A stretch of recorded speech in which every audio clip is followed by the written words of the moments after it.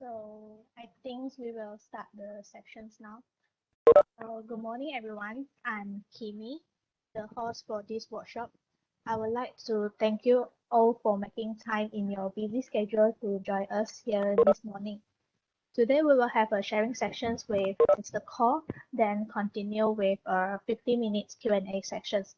However, if you have any questions, don't hesitate to ask throughout the sharing sections. And before we begin, I would like to introduce our amazing speakers for today, Mr. Koh Mui Han. Mr. Koh was a BSDM's graduate student in 2001. He started his career in food industry by joining the Lee and Fong contract manufacturing, which was the biggest FMCG OEM manufacturer. He had a 5 years experience in FMCG's operations and supply chain management. After that, he changed his careers to trainings and developments and subsequently in HR consulting.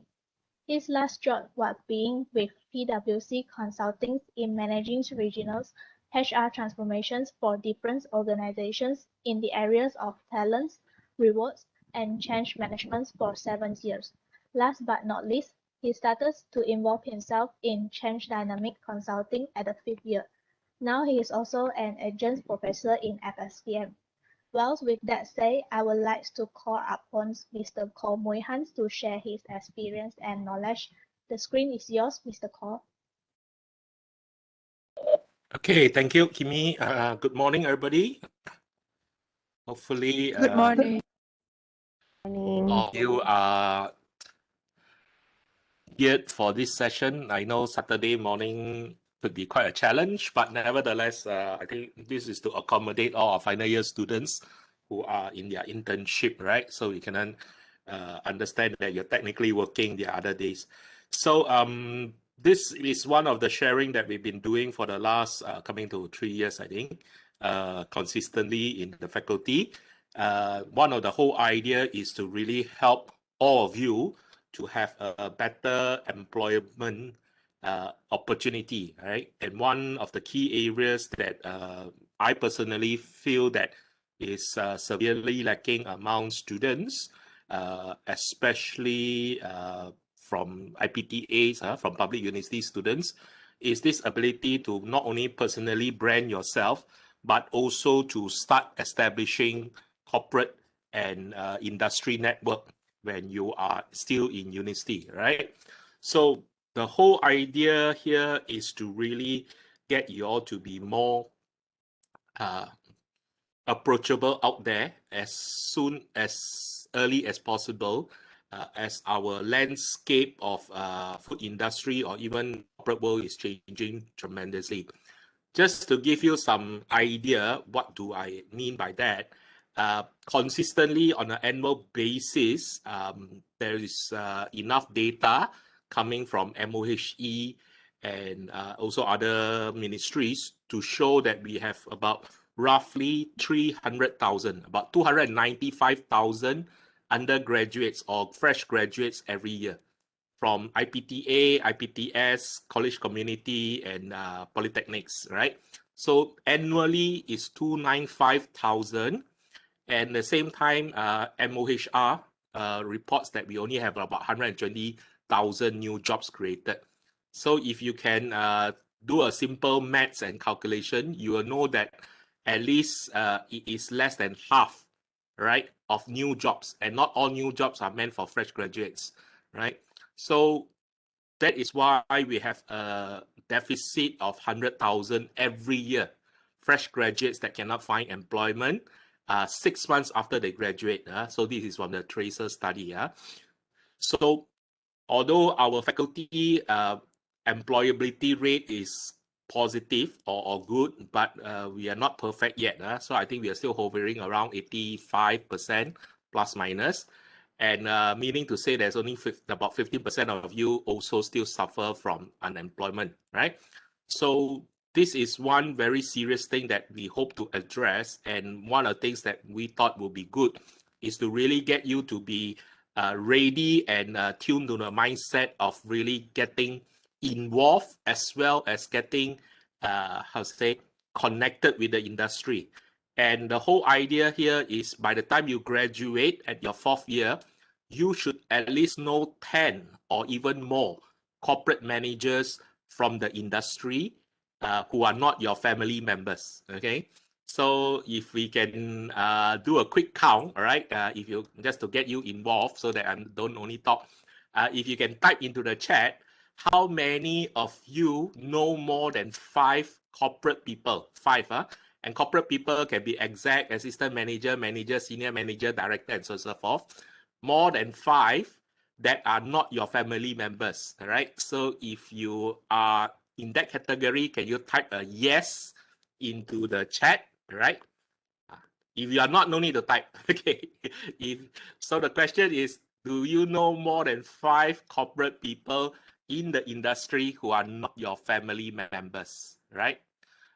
When I say no, actually I mean not only you know them, but they also know you. Not that like I know Tony Fernandez, but Tony Fernandez don't know me, so that doesn't count, right? So any one of you know 5 corporate managers in the industry that are not your family members? Kindly type yes into the chat box. Ada tak? Okay. So if you still, I mean, have not heard this, if you still got and you type yes, put the 5 behind, right? Now I gotta lower it down. Anybody know 3 to 5 corporate managers who are not your family members? Just to check. Type yes, put a bracket 3. Oh, pun tak ada juga. Wow, this one is very serious. Last question before we move on.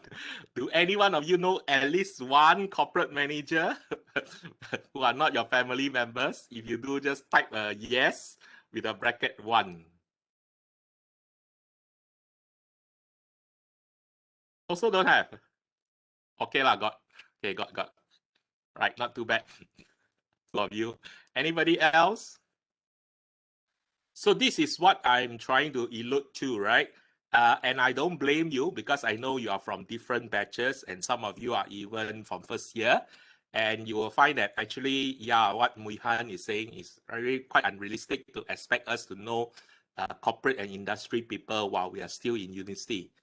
And I think even 20 years ago when I was in FSTM, part of the BSTM program, in my second or even third year, I would be similar to most of you. I wouldn't know more than 5. Probably I would know 5 lah, because I'm quite active with social groups outside of the university, right? But I will understand your predicament that really to know 5 people, especially 5 people in the food industry, right, may be a challenge for most undergraduates. And we get by those days with just doing that. Eventually, when we graduate, we go and apply for a job, and that's where we build our connection and network. And that's how it goes. But because of the stats I given you earlier, the competition is really extreme or really competitive in today's landscape. When we were the only food science program in the country 30, 40 years ago, right? Most of the people in the food industry came from UPM, right? Because we are the only one, right? Fast forward today, there are 17 other universities in the local scene that is offering a version of a food science program, right? So literally just food science and technology graduates double berlambak in today's context. And we are competing with all the other universities to gain employment. So that in mind, really need to change the way we approach. With that, I've been going around slide here now. Allow me to do that.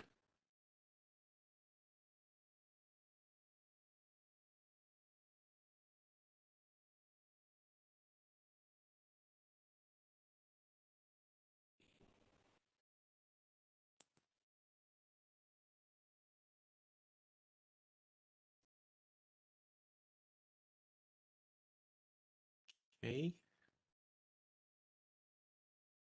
You should be able to see my slide. Can you all see my slide? Yes. Great. So with that in mind, I've been going around university since 2017 to deliver a program called Prime for Success. And the focus of this program is really teaching undergraduates to use LinkedIn as a platform to connect with professional managers in the industry. Okay. On my left is my company lah. That's what I've been doing. And the other input that I have is because I'm in HR consulting, I deal a lot with HR managers and HR directors to really understand the requirements of what they want to hire or don't hire today, right? So later you can even ask me questions with regards to what is the corporate requirements, okay? Yeah, I can give you some insights to that.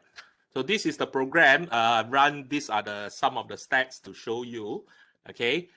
Just physical sessions before COVID, I was going around 50 sessions in 22 Malaysian universities. 60% of them are public university.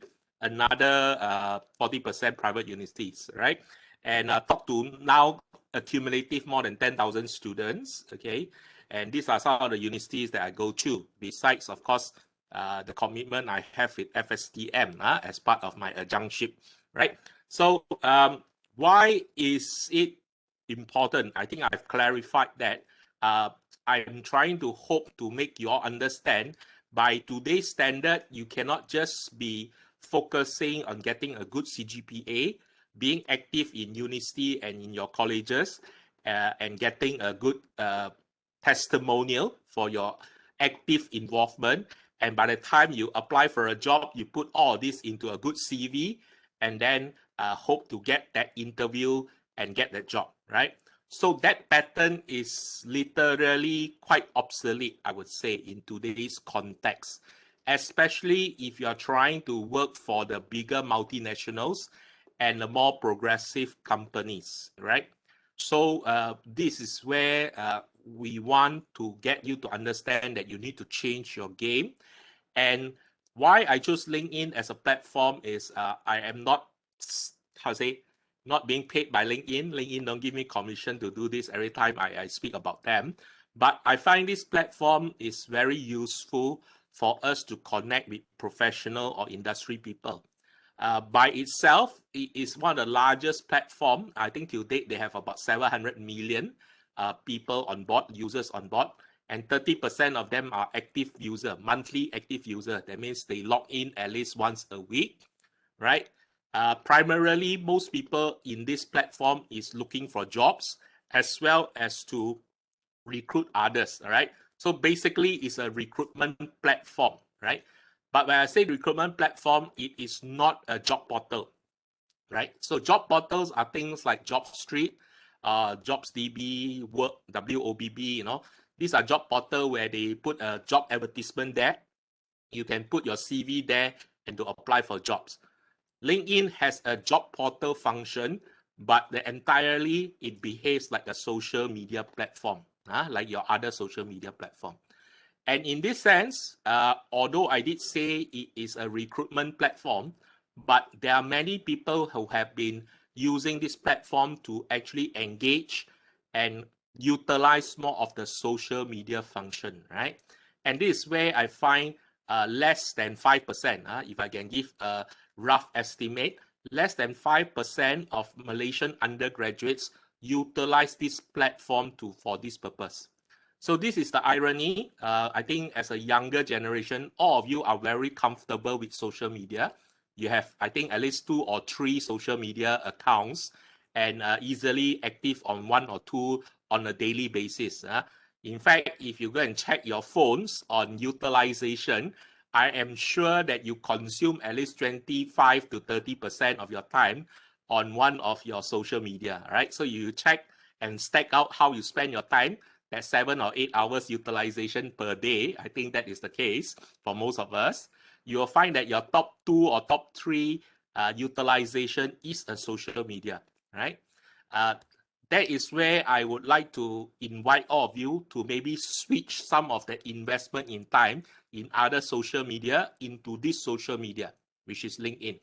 And why is that so? Is because you can utilize this platform to reach out to other professionals, get to know them, and allow them to know you. So by the time if you need an internship placement, by the time if you need to get a job, you have at least a starting point versus the rest of the world that would need to apply blindly, quote unquote, right? So I'm not joking when I say it's very competitive. Okay, you can ask some of your seniors graduating. Easily, they have put in about 100 to 200 applications. All right, and of the 100 and 200 applications for a job, probably they get like 5 interviews.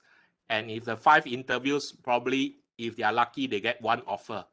This is a very common statistics that I hear from many fresh graduates. All right, so if nobody tell you this before, let me be the first one to tell you.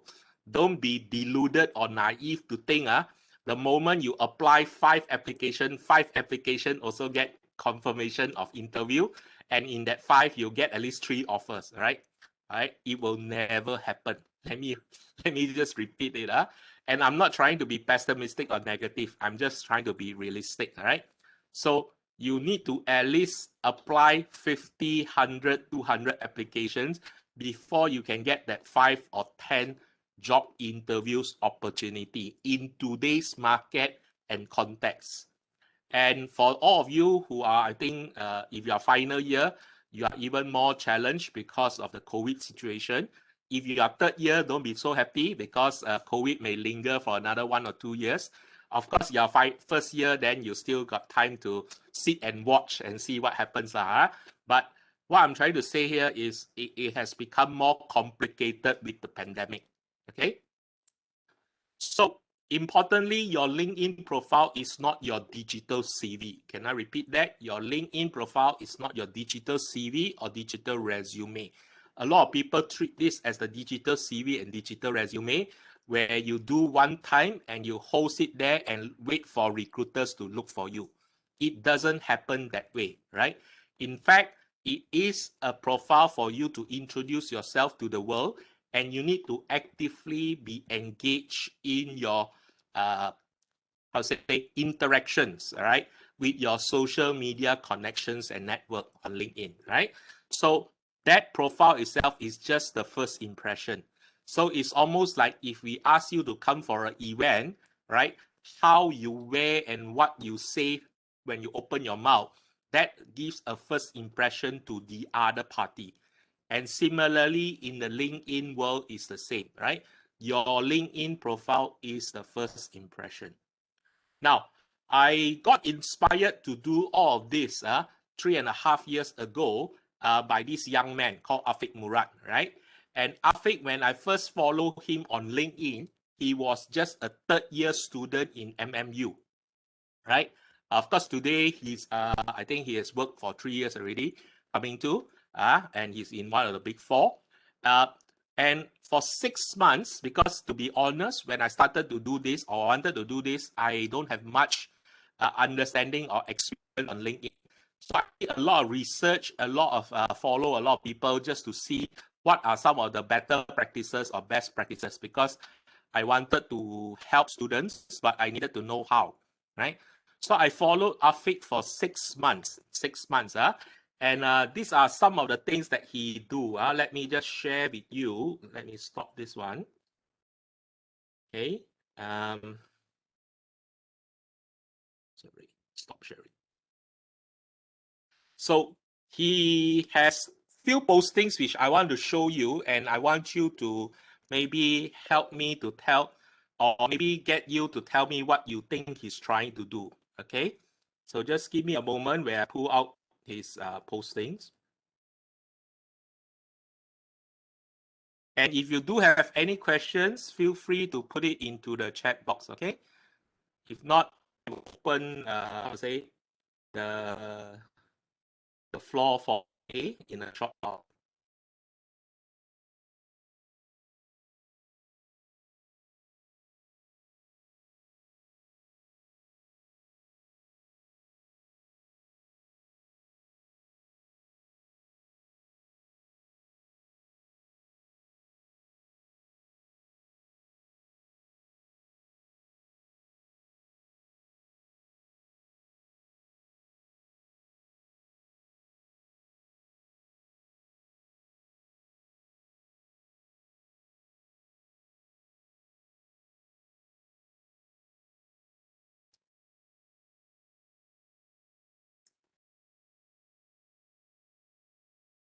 one last one before I share screen.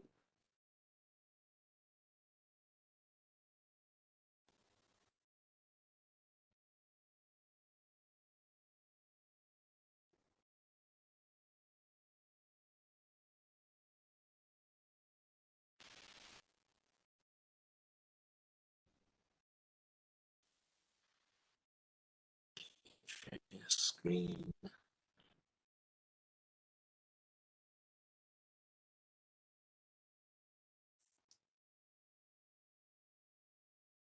Okay, hope you can see my screen. Maybe I'll make it bigger. Can you all see? Yes. Yeah. Yes. Okay, great. So this Afik's posting 3 years ago, right? He posted a picture having lunch with this person. This person is actually Krishna Chaitia. Krishna is an associate director in PwC Malaysia. Just to give you a context, since I was in PwC as well, associate director is just below the director, and above the director is the partner. So it's like the third in line lah. They are a senior manager in the firm, right? And PwC is of course the big four. For those of you who don't know, they're the top 4 biggest firm in the world, right? So he writes something like this: choice is what you want, and dictate, have a good meeting, blah blah blah blah blah blah, and then have lunch, right? All right, I just quickly want to show you. Right, this one posting by Afik. Next posting, okay. SP Setia. SP Setia is the biggest developer, one of the biggest developer in Malaysia, and they are also a GLC. They are a subsidiary of Permodalan Nasional Berhad, right? And here it says SP Setia wins circles with Lee in Malaysia, blah blah blah, with Nadia Tan Abdullah. In context, Nadia Tan Abdullah is the chief HR officer for SP Setia, right? So she's a senior management person, okay, in the big GLC, who's one of the biggest developer in Malaysia, right? It's great to facilitate, blah, blah, blah, blah, blah, blah, and take picture with Nadia. This is Nadia on the left, right, on your screen. This is Afik, and this is Nadia's team, okay? Last posting, this is also about 3 years ago, right? Final posting that I want to show you, okay?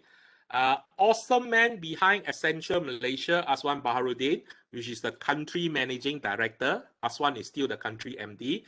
Drop by University campus today, blah, blah, blah, blah, blah, blah. Take selfie with Aswan. So the guy name is Aswan, right? This is MMU Career Fair, okay? Now, based on these 3 that I shared with you, can you type into the chat, what do you think that Afik is trying to do? And mind you, when he did all, he was just 3rd year or final year. I think some of it is 3rd year, some of it is final year. What is this young man trying to do in these 3 posting? And this 3 posting is just an example. Of course, he got more posting, right? What is he trying to do? Can you quickly just type into the chat so that at least I get some idea whether you understand what I'm trying to do?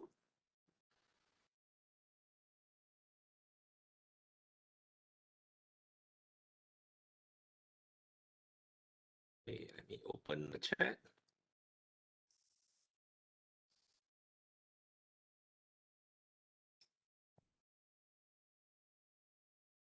Okay, trying to build connection, find connection, build trust connection. Okay, connecting to people, okay, gain trust. But he already connected, well, he's just posting to show he know these people. You understand what I'm trying to say? What do you think he's actually trying to do here? Promote himself, okay, Natasha, that's a good one. Patin say expose to others about himself, trying to engage ability to connect people above him. Okay, share his journey, right? Anybody think that he's trying to show off? Trying to show that, you know, I know all this boss besar, you know, other tak? Okay, I know say that, kind of, okay. All right, personal branding, show experience. Okay, very, very interesting. Let me stop sharing here. So this is the thing with Afik. When I first saw it, I also have some of these ideas that what you suggested. And I was thinking very hard, what is this orang muda trying to do? And he's just a third-year student at that time, right? And I follow him for 6 months religiously or very carefully on LinkedIn. And then by the time he do his internship, it suddenly makes sense to me, all right? So without checking his LinkedIn profile, all right, because that will be a giveaway, where and which company did you think Afiq went to do his 6 months internship? Any guesses you can put onto the chat?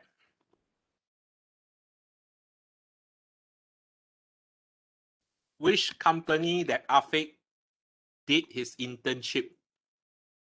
If I've asked you to guess, right? Sound like an impossible question, but it's actually quite a giveaway.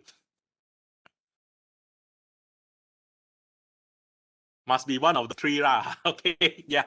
Thank you, I know, right? So the answer is actually essential lah, right? So the moment when I saw him changing his status that he's doing internship in Accenture, then suddenly it clicked to me, wow, this orang muda is actually quite smart.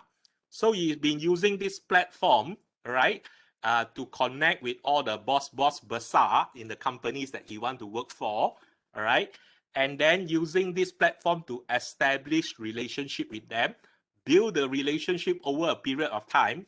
And when there is a need, all right, I am sure it's not even an application letter. I'm sure it's just one WhatsApp message to, dear Sir Aswan, my internship period is coming soon. I'm just wondering whether Accenture offer internship, just like that, right? And that's how he got his internship. And Accenture, being one of the biggest global technology consulting companies, is definitely a good place to do your internship, right? So this is where it suddenly occurred to me, the power of LinkedIn for young people like all of you, right? And I showed you earlier, I've been running 50 odd sessions before this, now come together, got 80, 90 sessions. From session 1 to 38, I've been telling this story about Afiq. And after I tell this story, I will share with you the 5 strategies that Afiq used to make him successful in connecting and also establishing relationship to get the job that he wants, right? Through LinkedIn. But to be honest, I didn't meet Afiq until session 39. So I went around for 2 years and 2.5 years to different universities to tell people about Afiq's story, trying to impress and motivate everybody to become another Afiq Murad, right? So by the way, if you are inspired to be connected to Afiq Murad on LinkedIn, just a personal request, do drop him a note to say that I wanted to connect with you because Mui Han shared with me your profile, and I'm very impressed with what you have done, right? And put where you're from, which faculty, and so on and so forth, right?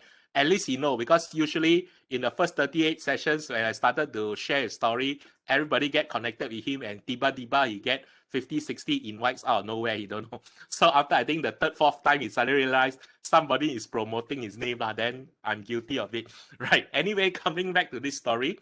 So for 38 sessions, I have never talked to him. I don't know him, to be honest, except for what he shows and do on LinkedIn. So I thought before 39 session, I better go and meet him. And that was the time he was already working in one of the big 4, right? He was in Ernst & Young, right? For 3 months already. So I had lunch with him, and I also thank him for being such an inspiration, also getting to use his story to share to the world. And I asked him, hey, I noticed that you do these 5 things. Ini 5 langkah yang penting, critical steps, right? To get what you want from LinkedIn. I just want to validate, to confirm whether this is true, because I keep telling the world this is what you do. I just scared that it's not what you do, then it's like misrepresentation. So I say number 1 like that, number 2 like that, number 3 like that, number 4 and 5 like that. Okay, later I'll share with you the 5 steps, all right? So stay tuned.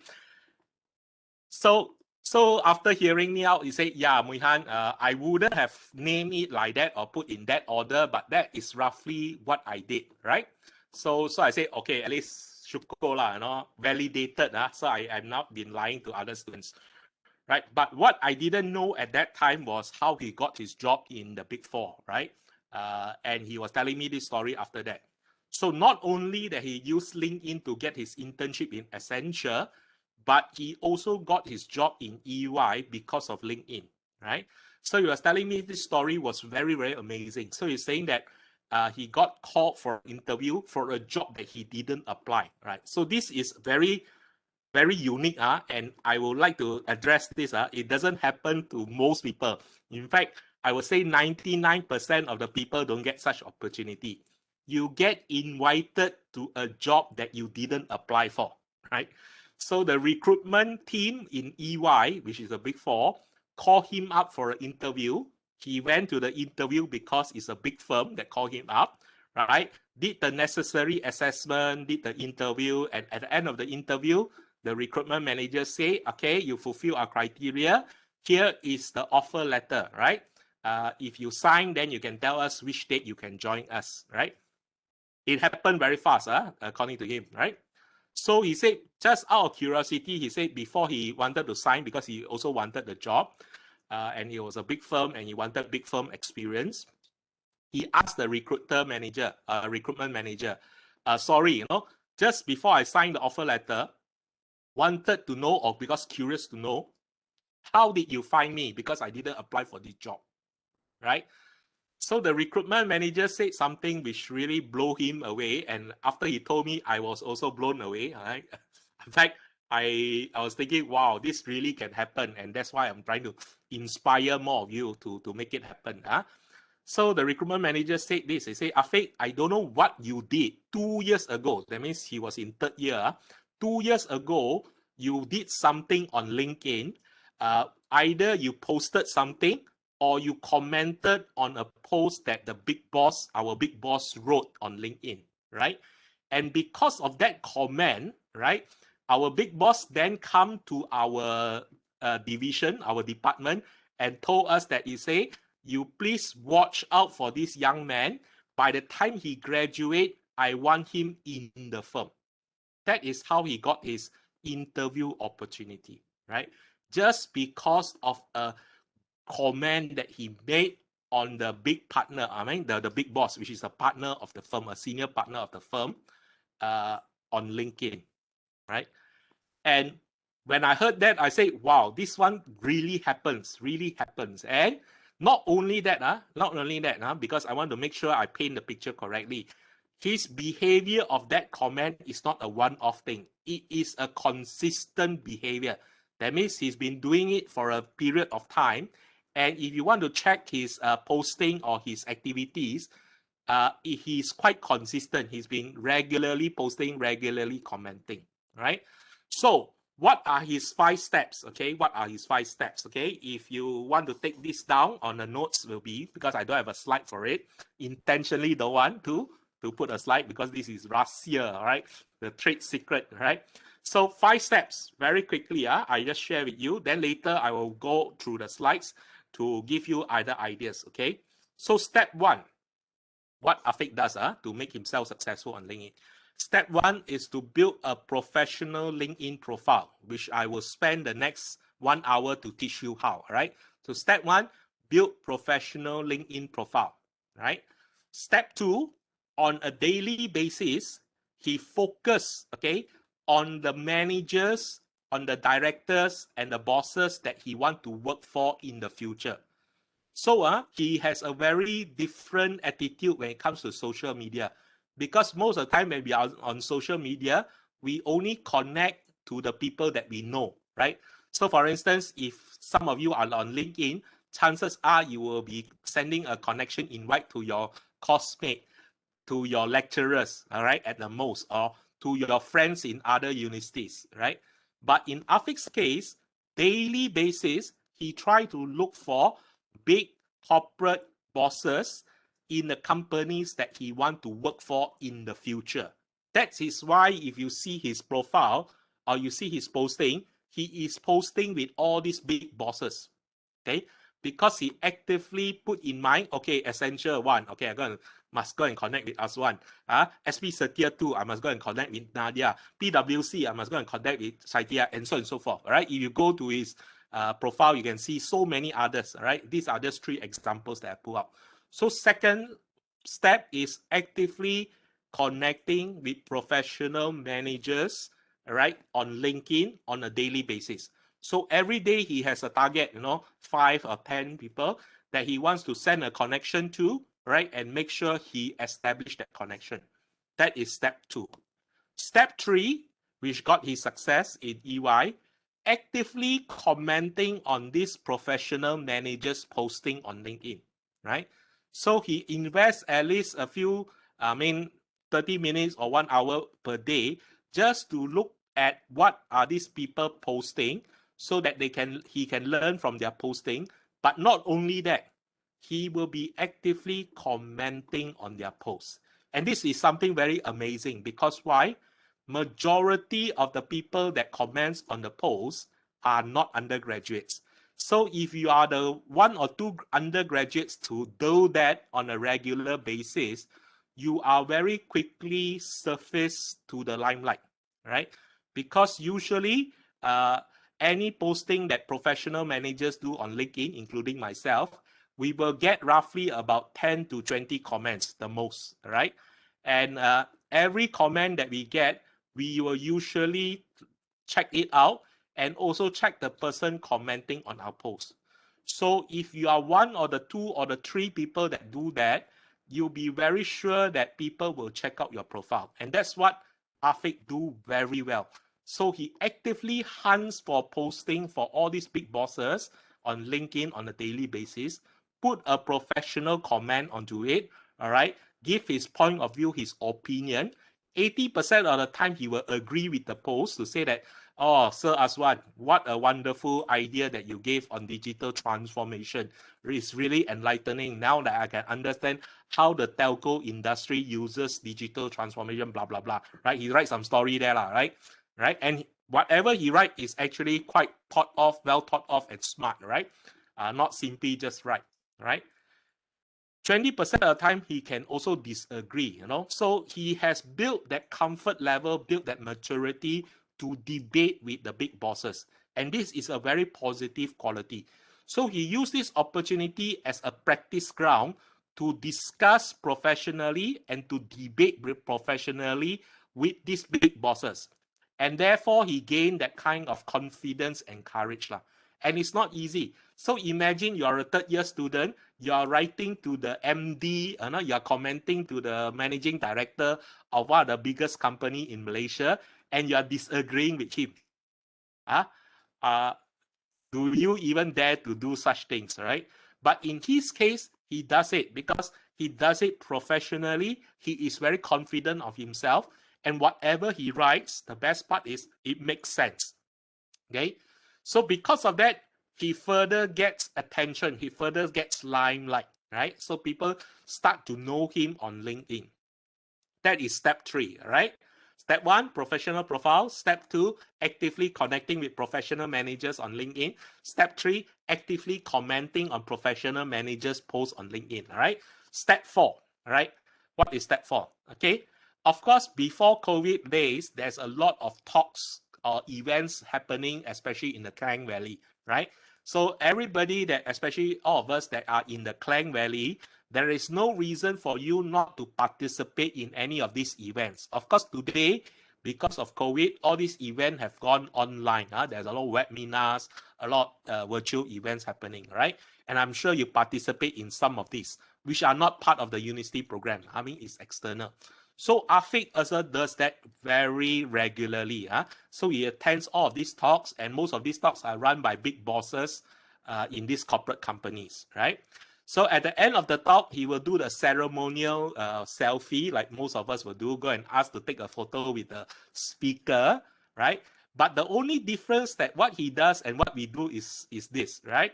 Probably we'll say, if let's say Azwan Barudin is giving a talk, we say, Sir Azwan, can I take a selfie with you? Sure can. All right, take. Okay, thank you so much. I enjoy the talk, blah, no? But in his case, it's very different. So he will approach the speaker and say, can I take a selfie with you? Can, before you take the picture, you say, hey, Sir Aswan, actually, just to let you know, we are already connected on LinkedIn. In fact, I've been following you for the last 6 months, actively reading about your ideas about digital transformation. I really like the piece 3 weeks ago, blah, blah, blah, blah, blah. So he can actually tell a very good story with the people that he meet, right? Because technically he already know them. And because of that, he built instant rapport with them. He built instant rapport and relationship with them.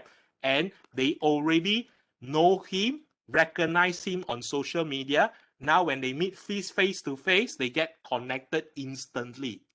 And that is where they exchange personal contacts and blah, blah, blah. Before you know it, he has all of their phone numbers on his handphone. Right? So that is step 4. So step 5 is consistently doing this over time. And he also looks at a period not to directly ask for favors, but when time comes, he will put in that question to say, by the way, can you help me to look at this? Or by the way, do you know any companies that's employing? I'm graduating soon. By the way, I'm looking opportunities, right? So this is one guy that used this platform so well, perfected it, and also use it to utilize to his advantage, right? So I really hope, okay, all of you can emulate at least some of what our Afiq friend has done and utilize the platform to help you to get the job that you want, okay? So maybe I will just stop here very quickly for any questions before I continue, right? To talk about how to build your professional profile. You can put into the chat. If not, you can unmute yourself and ask me. Yeah, go ahead.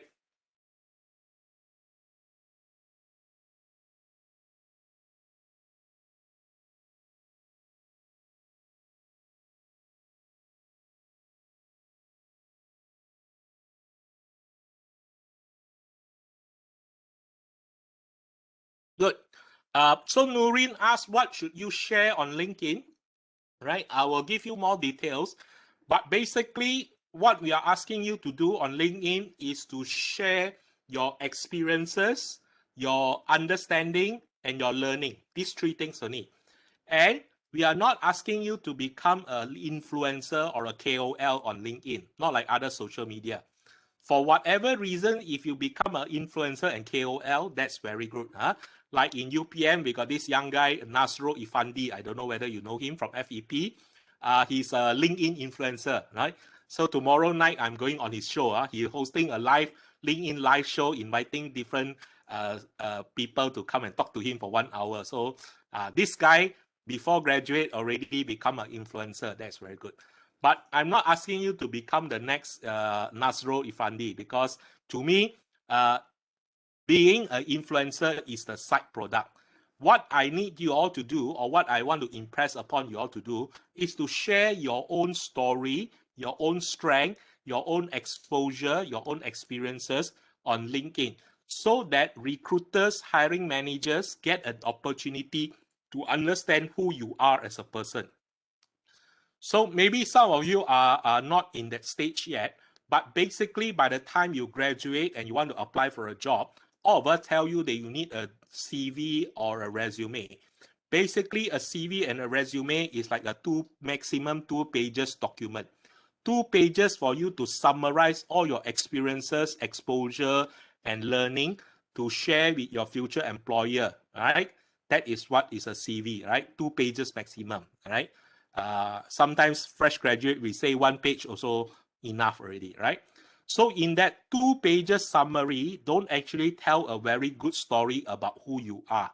So this is where LinkedIn becomes very useful. So if you look at Afiq as an example, he consistently share the story of his projects. He consistently share a story of his involvement. He consistently share a story about his perspective. So when you read 1, 2, 3, 4, 5 postings about what he write about himself, after the 5 and 6 posting, you get a very good impression of who he is, what he's capable of. And if you are a hiring manager, very quickly you can fit him into some job that you have a vacancy for, right? So that is where students like all of you, we are asking you to document your extracurriculum activities on LinkedIn. We are asking you to document your internship experience on LinkedIn. We are asking you to document your projects on LinkedIn. so that you can tell the world that you have done all of these things. And when people read about it, they are even more convinced, or they are even more impressed, because if not, your projects and extra curriculum activity will become just a one line or two lines or two sentences in your CV. And that doesn't tell much, right? In fact, for those in your final year, you do your final year project. That is one of the most painful module, 12 credit hours, right? You spend a lot of time doing your final year project. It comes out in a thesis and that's it. But if you can actively document your final year project journey on LinkedIn, you allow other people to understand some of the research methodology that you are good for, some of the instrument that you are competent to utilize because of your final year project, and so on and so forth. So with that kind of documentation, it really gives a room for people to see and understand you. So in that case, you are not an influencer. Influencer need to think every day, what is the next viral post I'm going to create? Whether it's the cat video, whether it's politics, whether it's current issues and things like that. In your case, you don't need to do any of that. If you want to do, it's fine, but you don't need to do any of that.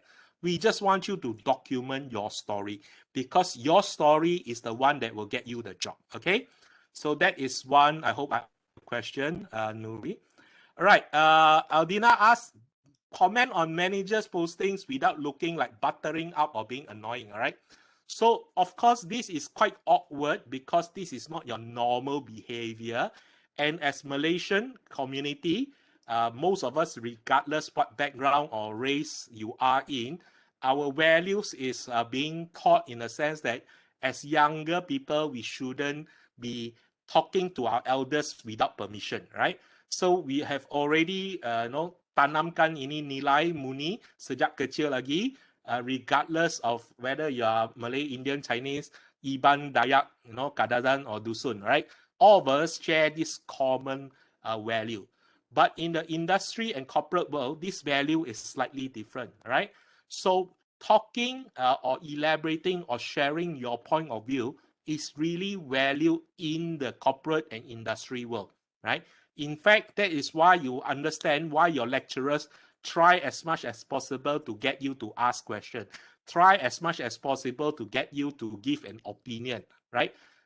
It's not about getting the right answer. It's really getting you to express yourself. So commenting on posts is the same.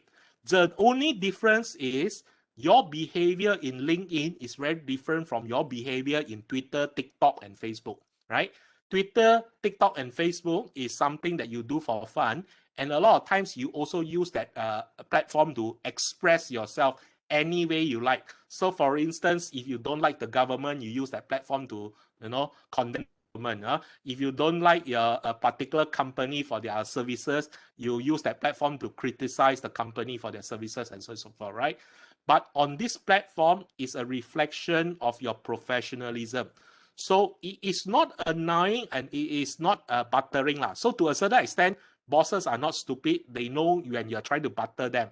But trust me, even though they know that you're trying to butter them, they will still enjoy it. Because especially big bosses, they still like some affirmation to a certain extent. But what I'm trying to say here is not asking you to just write comments to butter them. I'm really getting you to engage with them in a conversation. So whatever these postings write, we want you to process it quickly. And sometimes you may even need to do a research before replying to the comment. It's not on the cuff comment. But what I'm trying to say is when you do this actively and thoughtfully, you are really positioning yourself out there. Because every time you write something onto their post, they will definitely check you out, right? And you do it one time, probably it's a one-off thing. You do it 2 times, 3 times, 4 times. By the 5th and 6th time, they notice you, and they also would like to see for consistency, whether you are really buttering them, annoying them, or really you are who you are. This is where the uniqueness is. If you are really who you are, what you are, you may interest them to look at you as a candidate for any vacancies they have in their organization. right?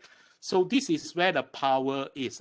We are not asking you to comment for comment's sake, all right? So the worst thing you can do is good post, sir, or wonderful, or give a thumbs up there, these are not the comments we are asking you to do. We are asking you to give thoughtful, provocative, not maybe provocative is the wrong word, thoughtful, challenging, and yet a point of view that is representative of who you are, right? And to give that kind of comments, I would say it's not natural, neither is it easy, okay? It's not like another Twitter reply or retweet, which is much easier. This is slightly more complex than that. But nevertheless, if you are able to do it, you will get that kind of results like what Afiq did, okay? Right, question from Isa. Since we do not know corporate people well, so do we need to follow him today? Yes. So I will teach you how to connect with them, how to start to follow them, and also how to start to engage them on LinkedIn in a short while, right? But the answer to your question, Isa, yes. You should be starting to use this platform if you convince what I'm trying to tell you to really connect with all the potential employers that you want to work for. So if you can think of all the companies that you want to work for, you start to look for them later. I'll show you how. All right. And see which are the managers you think that you should be connected to or you should be following. All right. So that is to answer. Johan asks, should you put organization experiences? Okay, so you can put it anywhere, Johan. It doesn't matter, right? So there is no hard, fast rule of where should go where. But my idea is you should put as much as possible. So if you can start detailing all your extracurriculum activities, all right, in your LinkedIn profile, that will be amazing because I know that in your 4 years of study, you have been many AJK or EXCO in different clubs and societies, in different Majelis Perwakilan Pelajar or different faculty, student councils and things like that, right? So the idea here is you should document all of this on your LinkedIn profile. Whichever it appears, it doesn't matter, right? Because when people search for profiles, they will read different things anyway. They may not read your entire profile sequentially. They will read different parts of it. But your idea here is to capture as many of them as possible. And inside LinkedIn, later I'll show you, there's one area to even put for projects. So projects here, you can put either your final year project, you can put your social enterprise project like the Bhakti Sixer if you are involved in, you can put your Fostech club projects, If you can document your projects as well, as much as possible, that is also positive, right? And this is where LinkedIn is much more than a CV because CV you cannot do all this. CV, if you want to document, is only one sentence because we ask you to summarize. So writing one sentence is not as powerful as writing one paragraph because one paragraph will give the details, will give your thought process, will give your fears, will give your thinking about it, your planning, and so on and so forth, which allow other people to understand you rather than it appears in your CV, AJK, Persatuan, blah, blah, blah. No? So that is not so impactful, right? So you can put it in your profile, right? As where to put it, there's no hard and fast rule, okay? And nobody will penalize you as well, okay? Right. Akmal, next question. How should I ask for a picture to post in my LinkedIn when suddenly online can also take online picture? Okay, so I'm sure most of you have been into sessions, especially clubs and society meetings, where at the end of it, everybody asks you to turn on your webcams because none of you do except Kimi today, right? To say that we need to take a group picture, blah blah blah. That is how you take picture, lor. Okay. Right?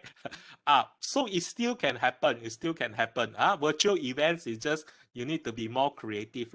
And I would also like to say, not only just take pictures to post, right? The whole idea of taking picture is to engage. But now since we have gone virtual, how many of you actively put up your hand to ask question, unmute yourself to ask question, is the one that helps you to build relationship with the speaker.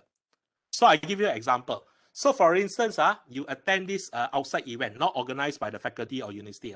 Let's say you attend this event. Let's say the director of maybe get an example. Okay, maybe the sales director of Unilever is giving a talk on marketing, right? And this talk is organized by the Chartered Institute of Marketing, CIMA, right? Right? And you are a food study BSPMK student wanting to do have a career in food industry marketing, for instance, right? And you attend this talk by this director from Unilever, sales director in that sense, right? What are the likely chances that you are the one that raise up your hand to ask him a question, right? You'll find that actually a lot of times I see students are the last one to do this. But if you're able to be courageous to appear, especially online, right, to present yourself, to ask a question, to be engaging, especially in a webinar, right, definitely the speaker will build some kind of connection. And then using LinkedIn as a platform to follow up. So for instance, if some of you open your webcams today, actively ask me question in these 2 hours, at the end of this 2-hour session, get connected with me on LinkedIn, send me a private message to ask follow-up question. What are the chances you think that I will remember you? Higher than those who don't, ask questions, of course, higher than those who just post your question on the chat, right? Because I don't even see your face. Don't talk about names. I cannot remember too many names. Definitely, we are all humans, right? But if let's say throughout the 2-hour session, you ask at least 3 questions, and every time you present yourself, you unmute yourself, then after that you send me a follow-up message on LinkedIn, definitely there will be some kind of relationship building, right? So don't only just wait for the photo taking opportunity, right? Of course, if you listen to the story carefully, Afiq is not taking photo to post. Afiq is using the photo taking opportunity to validate, hey, I actually already know you, sir. I've been following you, sir. I get connected with you, blah, blah, blah, and so on and so forth. Okay? So that is what I'm trying to say. Okay. All right. Fahani, yes, you can do backdated chronologically, right? So no need to worry about it already passed, right? So you can, and even posting, you can do throwback postings. So social media got this throwback culture, hashtag throwback you can do. And maybe if you want to do throwback Thursday, every Thursday you do a posting in your past, okay? You can do for that, right? Yeah, so I think I answer Natasha's question at the same time, all right? Yes, 1 year ago you can do that, Right. Okay, Nurin. Is it good for you to document all the workshops and programs that you join?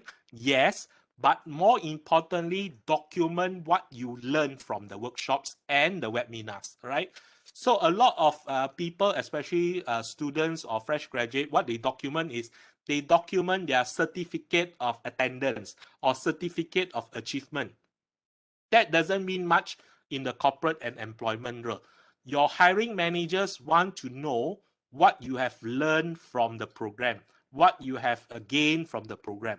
So what I would suggest to you, even for today's session, if you want to do a posting of today's session, later on, you do a posting about top 3 things that you learned in today's session, right? And you share with the world what you learned. Now, if I'm a hiring manager reading that, at least I know you have gained these 3 knowledge and you add to your perspective. So when I say 3 things that you learn, I'm not asking you to bulat put back what I told you or copy and paste my slide and put there. No, I'm asking you to really tell me in your own words, based on this story that you share with us, the important thing for fresh graduate to start establishing connection as early as possible. That is my key realization. So that is something that we want to see from your attendance in workshop and programs. Not so much that you attended the workshop, not so much that you completed the online course, and so on and so forth. Okay? Okay, Fatima does say that, right? Yeah. But the only caution I will talk about Nasro is that Nasro experience is more of an influencer, right? So I'm not asking you not to follow him. I'm just cautioning you. You don't need to be like him. Okay. If you be like him, that's good for you. And if you want to be like him, it's also good for you. But my challenge to you all is you don't need to be like him, because some of you may find it very stressful to be like him. A lot of them come to me and say, after following, what you need to do for the next 2 weeks, third week, I don't know what to post already. I'm out of ideas. I'm so stressful that, nobody read my post. Yeah, because that's how an influencer or a KOL behaves, right? If you're not an influencer and KOL, you don't have such stress, right? So my only caution, okay, if you follow people like Nasro and you listen to what he says, is you just to imagine you don't need to be like him. Okay, but if you want to be like him, it's fine. All right, that's your choice. All right, just to know that to be like him, it takes extra effort. It takes a lot of time, right? So imagining this guy every other day need to actively put up content, actively comment, actively connect, and also maybe 1 week 3 times need to run live show. I think he's doing that now, right?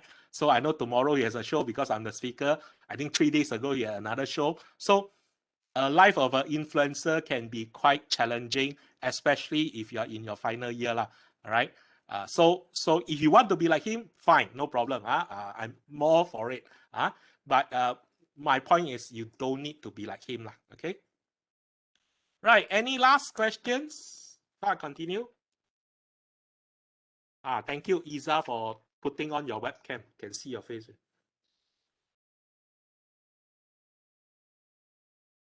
Okay, not I will move on.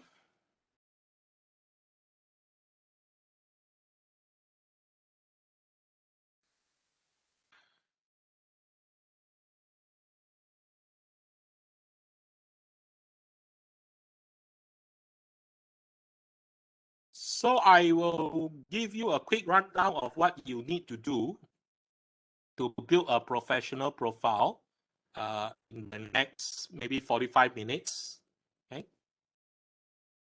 you can see my slides. Right. So the 5 critical strategies are this, just to recap. First, to have professional profile. Second is to start connecting with the professional managers that you want to work for. 3 is actively commenting on their posts, right? 4, slightly different, have a posting strategy, which we'll talk about. And lastly, is to be consistent about this strategy, okay? So let's get to the first one, professional LinkedIn profile, okay? So there are few things that you need to do on LinkedIn, and you notice those of you who have signed up for a LinkedIn account, there is something called the all-star status profile, right? So basically what all-star is LinkedIn is trying to get you to fill up information in all the sections, right? And the more you fill up, your bar chart will move until you finish everything. Then they give you an all-star status. What is the difference between an all-star status and a non-all-star status? The difference is if you have an all-star status on LinkedIn, your profile will be easier to search compared to a non-all-star. Okay. So if you decide not to fill in certain sections, all right, LinkedIn will penalize you in terms of visibility. But if let's say you fill up all the section and you achieve an all-star status, right, your visibility is more, all right? And it's very normal because social media like LinkedIn is trying to monetize our profiles, all right? So technically, they are selling our information to recruiters, because LinkedIn sell a recruitment package to the recruiters and hiring managers, which costs a lot of money, right? So they need data for that. That's why they reward people will give them more data. And in our case, as a job seeker, it's okay because why? We are also trying to look for a job. So the more data that we feed the system, then we will help to get our name being searched or our profile being searched more and more, right? So first job, if you are on LinkedIn and you are new on LinkedIn, is to make sure you document every segment things so that you reach all stars. All the segments, the 6 are that is most critical, and I think one of the highlights are the 6 that you should pay extra attention to, right? So the less you can just to fulfill the criteria to get your all-star status, but this 6 is the one that you should do more seriously or pay more attention to it. So what are they? Which is the profile photo, the banner, the headline, about section, experience, and lastly, projects. Okay. So I will start with the profile photo. Okay. So the profile photo, okay, is the one in the circle, right? So this is the profile photo that everybody will see you by, and I have a few criteria for that. Right? Maybe I just pull out another document first, so that later on you can take a look at it straight away.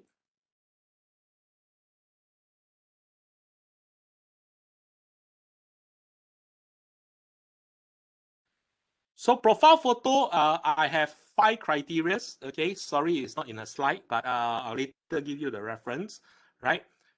So what are these 5 criteria? If you can take down, or somebody can help to type into the chat box also, that will be appreciative. Okay, so criteria 1, criteria 1 for a profile photo is a photo that looks like you. Okay, and this one sounds a bit funny because people say, "Hey, Shirley look like me lah." No. Many people put different profile photos on their social media, right? And in other social media, you probably can do this. You put a baby photo of yourself. I see many people do that on Facebook. You know, they put their 6-year-old cute photo or their 7-year-old cute photo, right? So on LinkedIn, tolong, don't do this. Please don't do this, okay? Not even your primary school picture, not even your secondary school picture, not even your first year picture if you're in the final year. Put your recent photo as recent as possible, okay? And also make sure in this profile, don't do anything else. Just look into the camera, smile, and take the picture, right? Because I also see many people who do yang bukan, you know, they are, you know, in action. There was one classic guy. This one, the most classic one. I cannot show you now because it's in another file. He was actually drinking tea as his profile picture, and he thinks he's very cool, right? So to me, there's nothing cool about it, okay? On LinkedIn, you need to be professional, right? So make sure you are just looking into the camera, all right? It is you, the most recent you, right? And if you do wear spectacles, make sure your spectacles is there, not your glamour photo lah. Because some of you take profile picture become glamour one, so got spectacle become no spec, you know. Actually, normal time, you know, especially Muslim ladies, you wear tudong, but take glamour photo become no tudong, you know, and so on and so forth. Don't do that, right? So we want the normal you, all right? Look decent, okay? That photo, right? So if you do wear specs, please wear specs. If you have makeup, usually you can wear makeup, right? Don't usually you don't do makeup, but for photo you make up like sampai celebrity like that, cannot see who you are, right? So we also don't want that, right? So your normal self, first criteria.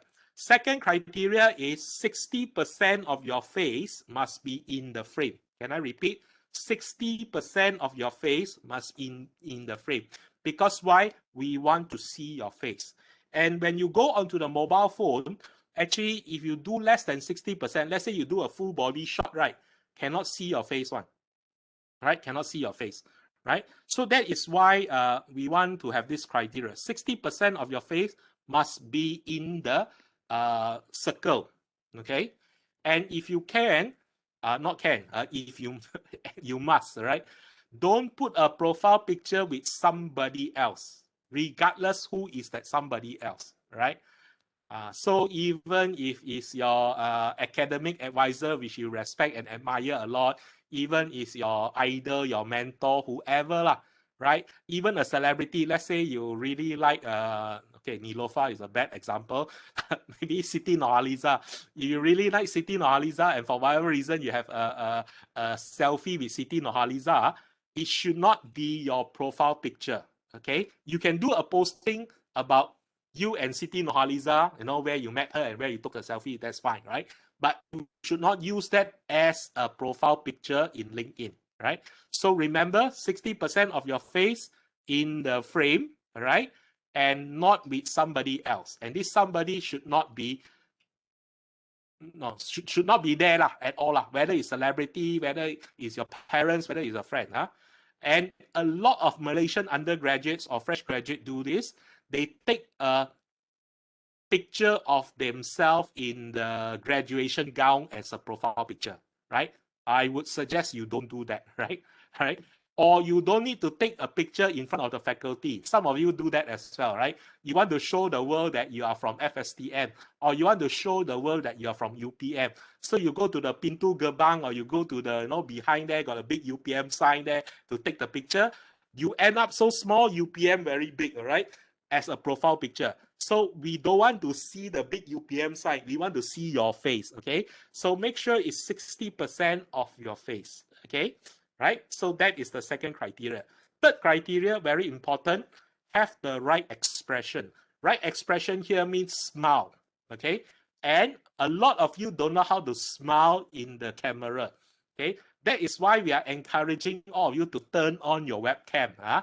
I think some of you joined me for a session last week for those third year. I keep talking about this webcam thing. It's why? Because once you keep looking at yourself in the webcam, you know how you look like in camera. And that is where you are able to perfect this look, because practice makes perfect, so that you are consistently looking professional, engaging, and cheerier in that sense, right? So that when people talk to you, when people connect with you, they feel very comfortable. So if you can, we want you to take a picture where you have an engaging smile, okay? And lighting is very important, okay? So for instance, I just use an example, Isa, and I'm not criticizing you, just taking you as an example, right? So thank you for turning on your webcam. Besides Kimi, you're the only one, right? So your challenge is currently your webcam is placed to your side and your light source is coming from behind, right? So if you can see your face become very dark already. So if you can switch your computer to the other side, let's say now you face the window, the light is coming there, right? Of course, I don't know what is behind you lah. Mungkin something is something that we cannot see or should not see, but now got filter behind, right? So you can just shift yourself, right? Let the light come from in front, you will look much better, right? Trust me, right? So these are certain things that you can learn. So when you take photo, also the same thing. Make sure the light source is coming in front of you, because once your face is dark, you actually look much more scarier or much more angry, right? Although you are not, you're trying to smile, but because of the dark complexion and cannot see your face properly, right? It may be actually appear that you're not engaging, right? So third criteria, right expression. Fourth criteria is what you wear. Simple. Just think of what is the kind of clothes that you want to wear to work if I hire you tomorrow, right? So this is the attire that you need. For the guys, you just do your normal long sleeve shirt, long sleeve collar shirt, right? That's it, good enough, right? For the ladies, you just think of, if let's say you need to go to office to work, what would be the kind of attire, right? So professional dressing is important. And also make sure what you dress is contrasting with your background. So if your background is white, make sure whatever you dress is dark. If your background is dark, what you dress need to be more fair in that sense, so that you can see a contrast for the photo. All right. And the last criteria is your background. Keep a simple background, no scenery. Like I say, don't put a UPM sign or UPM scenery or faculty, no, right? Just keep a plain background would do as much as possible. So repeat quickly, 5 criteria. First one, professional profile. Second one, 60% of your face in the frame. Third criteria, right expression, please smile. Fourth criteria, professional dressing, what you will wear to work. Fifth criteria is keep a simple background, because we want to focus on your face, all right? So these are the 5 criteria for the profile picture. So if you can quickly use that to audit your own profile picture on LinkedIn, if you already have a LinkedIn profile, right? And for those of us who don't have a LinkedIn profile photo, please put one, right? The worst thing you can do is leave a profile without photo, okay? Better you don't have a profile then. You don't have a LinkedIn account, right? So if you want to be on LinkedIn, you need to put a profile photo, because every time you comment on other people's posts, that photo would appear as well, right? That's how the social media works, right? So it's important for you to have that profile photo.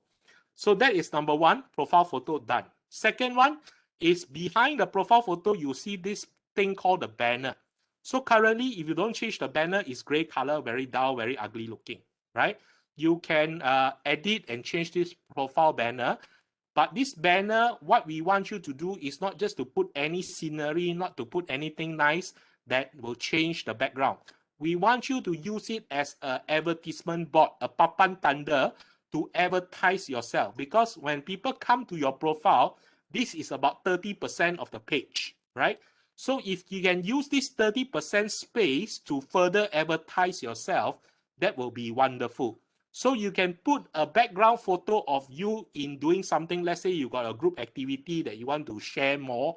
You are active in FOSTEC, you are active in MPP, you are active in MTM or whichever clubs and societies that you want to people to recognize it for. You can capture that poster-like billboard here in the background, all right? So think of something to advertise yourself. You can even put words to reinforce it, like what I did here in my profile, all right? That is what I will suggest you do. So easy way of doing this is I use a platform like Canva. Canva got ready-made LinkedIn template, LinkedIn banner templates, right? Choose the template that you like, replace it with your own photo and your own wording, all right? So just caution, Canva has been designed for people that are not graphic design mindset like myself, all right? So one thing I realized that you should not change the position of the template in Canva. So if they put the photo here on the left, memang is supposed to be on the left. Don't go and pandai-pandai move from the left to the right, because once you move, that is no longer nice, okay? So profile photo and then banner. These are the two easy ones. Okay. Third one is the headline. Headline is the words appearing below your name, right? And in a lot of cases, people will say headline is something that you should write to grab people's attention. In LinkedIn, it's slightly different. In LinkedIn, it's not just to grab people's attention, but the words that is appearing in your headline is the first thing that the LinkedIn search algorithm search for, right? So if you have the right keywords in your headline, it will improve the search, people searching for your profile tremendously. So if you understand search algorithm, they based on keywords, all right? And these are the keywords that you need to put in the headline, right? Now, the tricky part about the headline is there's only 120 characters. You cannot exceed more than that. So whatever you choose to put inside there becomes very, very critical, right? So with that, I'm going to give you a formula very quickly, right? And if somebody can help to document the formula in the chat box, will be okay. I gotta have a slide for it, intentionally, so that you will listen to me, right?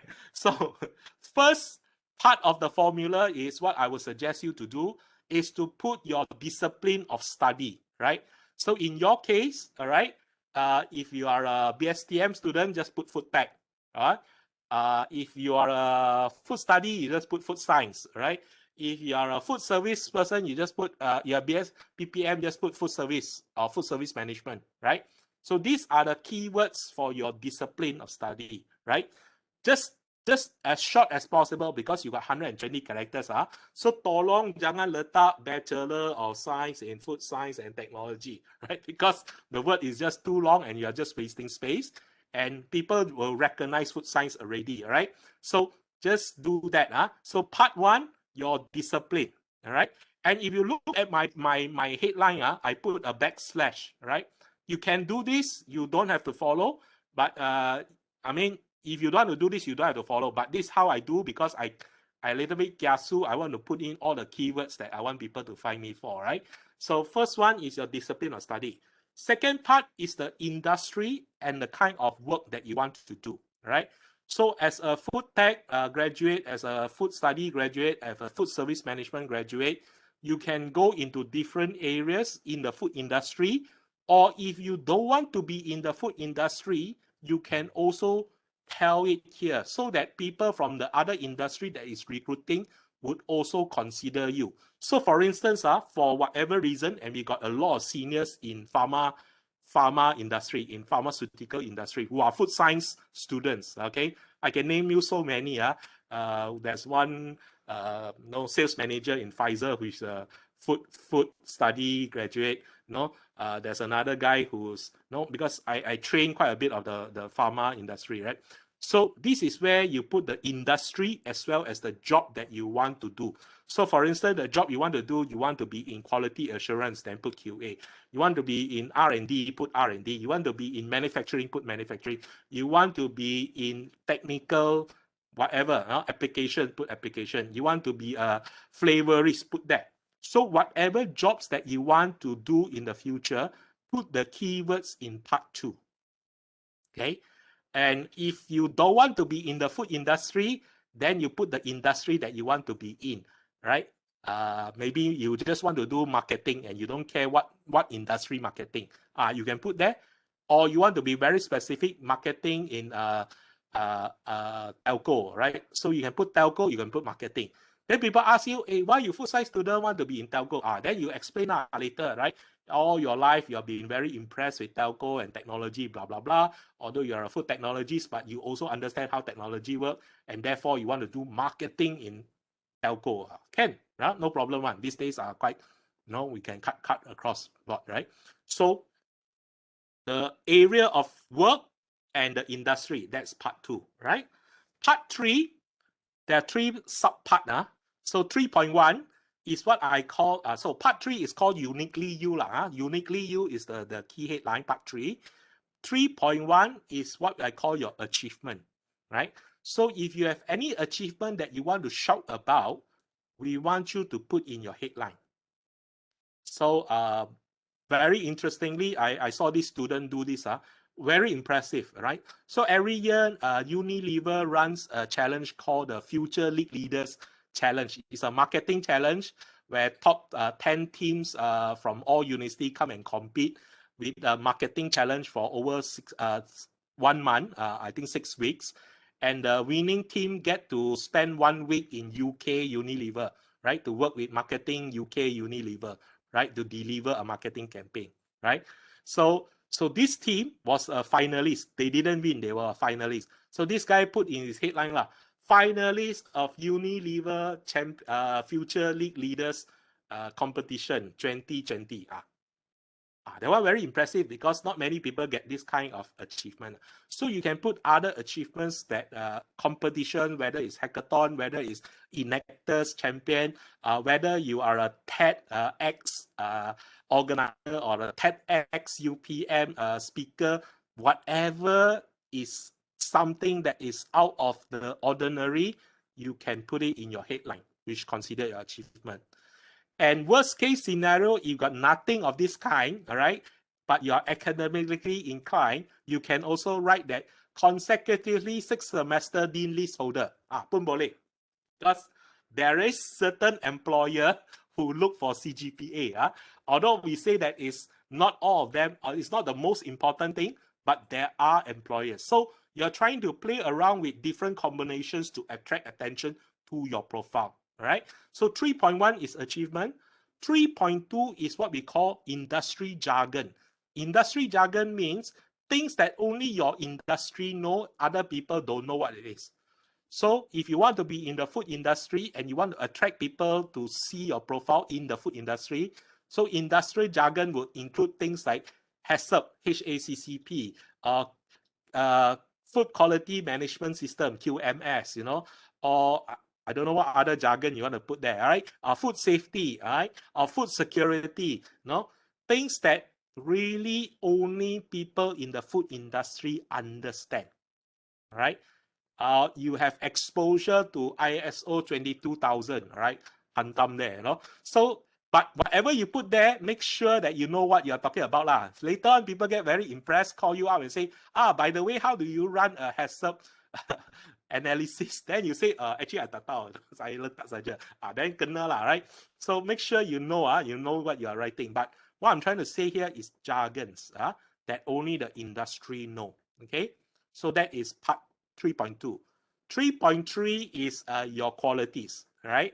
And these qualities can include any soft skills, can include anything that you want to show. Let's say you are very active in clubs and societies, then you put the word leadership there. Then later you explain what is leadership. So you say why I put leadership there is because as a student, I'm in a multiple leadership position in different clubs and society.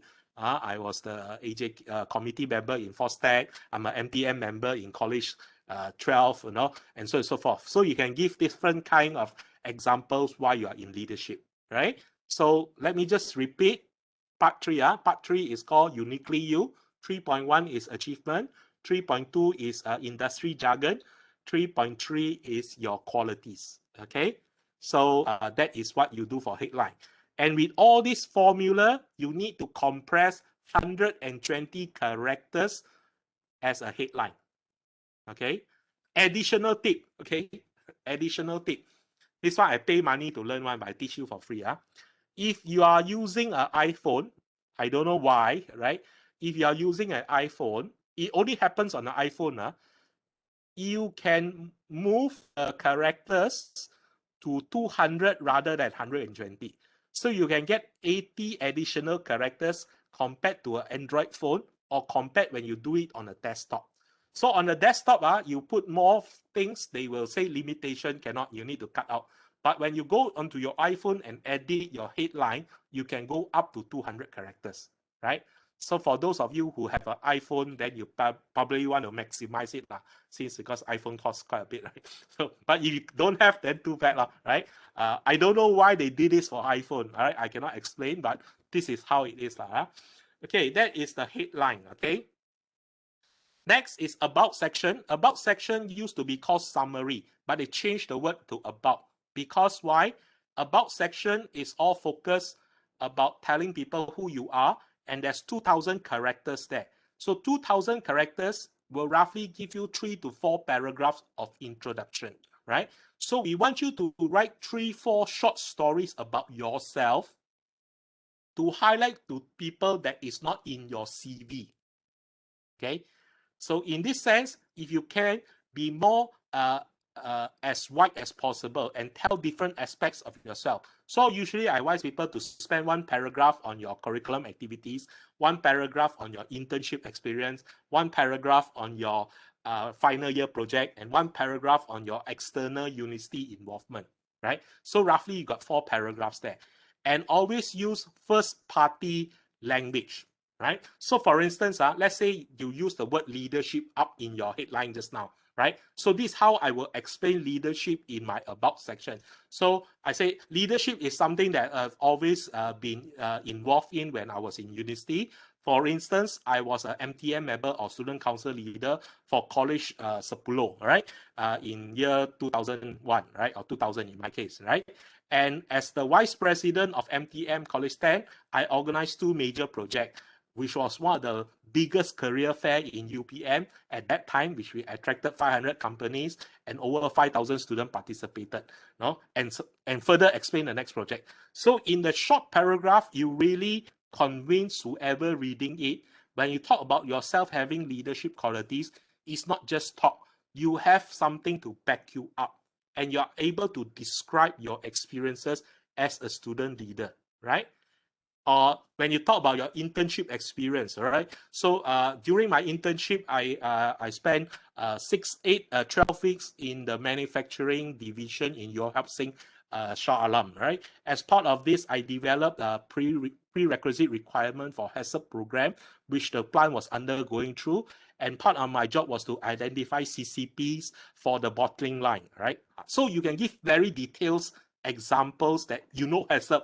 You're just not talking about HACCP from a conceptual level. You know HACCP because during your internship, you do PRP for HACCP. You are starting to establish an understanding of where to determine CCP by following an actual manufacturing line, right? So these are the things that we want you to describe in your about section, right? And write until you cannot write anymore. Write until they say, LinkedIn tell you that you have exceeded your word count or your character count. Please delete. Then you know you're on the right track, all right? Don't give kedekut, don't give 1-2 sentences. That doesn't help you, right? Write as much as possible. Next one is your experience. Experience here usually focus on work experience, but I think Johan just now asked another good question. You can even put your clubs and society in there, no problem. Nobody will penalize you, all right? But when it comes to work experience, we want you to describe fully of what you do during your internship and as well as part-time. Please don't just write the task, right? Especially those of you doing part-time. So for instance, this is my favorite example. Barista in Starbucks. Let's say over the last 6 months or 12 months, you're a part-time barista. Every day, Saturday, Sunday, you go to Starbucks to become a barista, right? And then you want to put it there, barista in Starbucks, serve coffee, make coffee, blah, blah, blah. No? So when you put like that, actually doesn't mean much. And people will dispute you if, let's say, you're not even a food service management student. Let's say you're a food tech student, but you're a barista, part-time barista. Then you want to work in a food factory. Then they say, hey, how come a barista, the experience doesn't count in the food industry or in the food factory per se, because you're not in the retail or not in food service, right? But if you focus on what you experience and learn in Starbucks Malaysia, that counts. So if let's say I was a barista in Starbucks for 6 months, how I would document this will be in that sense, right? So I will put there barista Starbucks Malaysia, 6 months, maybe whatever, but my description will be very different. So I will talk about during my time in Starbucks Malaysia, one of the most critical things I learned is about customer excellence or customer service excellence, because in Starbucks, customer centricity is our culture, right? During the 6 months, I've been thoroughly trained to handle customer requests, understanding their needs, as well as to provide them with excellent customer service. For instance, there was a time when a lady came back with an order that we got wrong, and she was very upset. As a result of that, because I was the barista in charge, I took the opportunity to first listen to her grouses, right? Help to calm her down, and as well as to provide her with an explanation of our mistake, and subsequently make a decision to replace her coffee to ensure that she has a good experience. So you tell some story there, okay? So these are the things that I would like you to document as your work experience, rather than to put 3 bullet points of serving coffee, collecting money, custom. That one doesn't mean much. But you put a full paragraph of telling a story, right? Which is what LinkedIn is for. You will capture a different perspective from the audience. And customer service excellence cut across industry. You don't need to get another barista job to appreciate that. If you are in front line of any other industry, not even the food industry, that is a quality that is highly recognized. Okay, so for your part-time work, your internship, document it in a paragraph and tell some stories there, right? I think maximum word count or character count is 1,300. If you can finish at 1,300, you have achieved your objective, right? If you just write a few 3 lines or bullet point 3 lines, chances are you're not giving quite detailed information, right? The other thing is don't copy and paste your CV here, because in CV is a summary.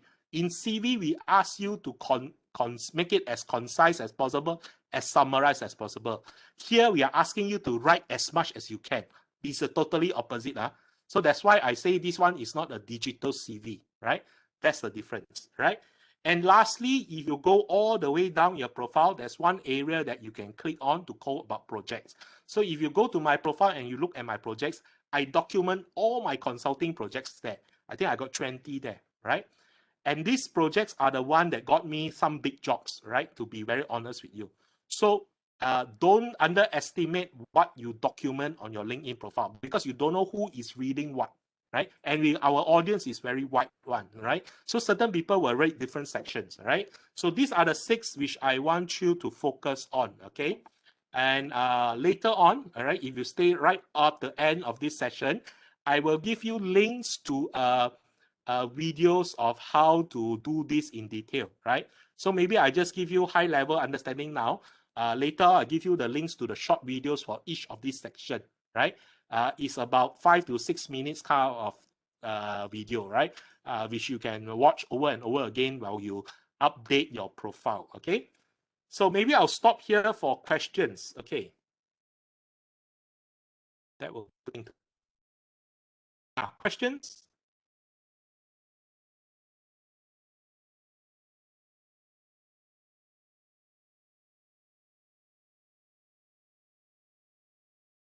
Thank you, Legion, for documenting all the necessary notes. Yeah, any questions? Yeah, invite you to unmute yourself, show your face, and ask me question. Come.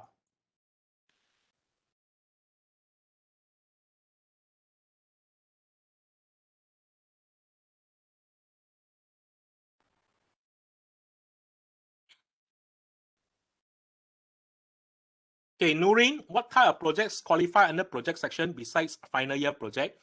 Any projects that you do for your clubs and society. So for instance, you are in FOSTEC, and one of the activity in FOSTEC is, let's say, maybe non-COVID time lah, you arrange a study tour or lawatan sambil belajar to one of the food factory, right?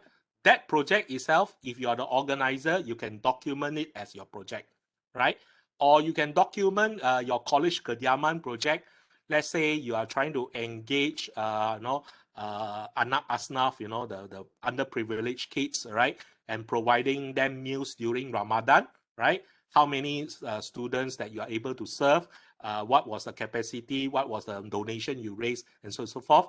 That project can be documented under the project section, right? So not necessarily just your final year project, could be your projects for clubs and society.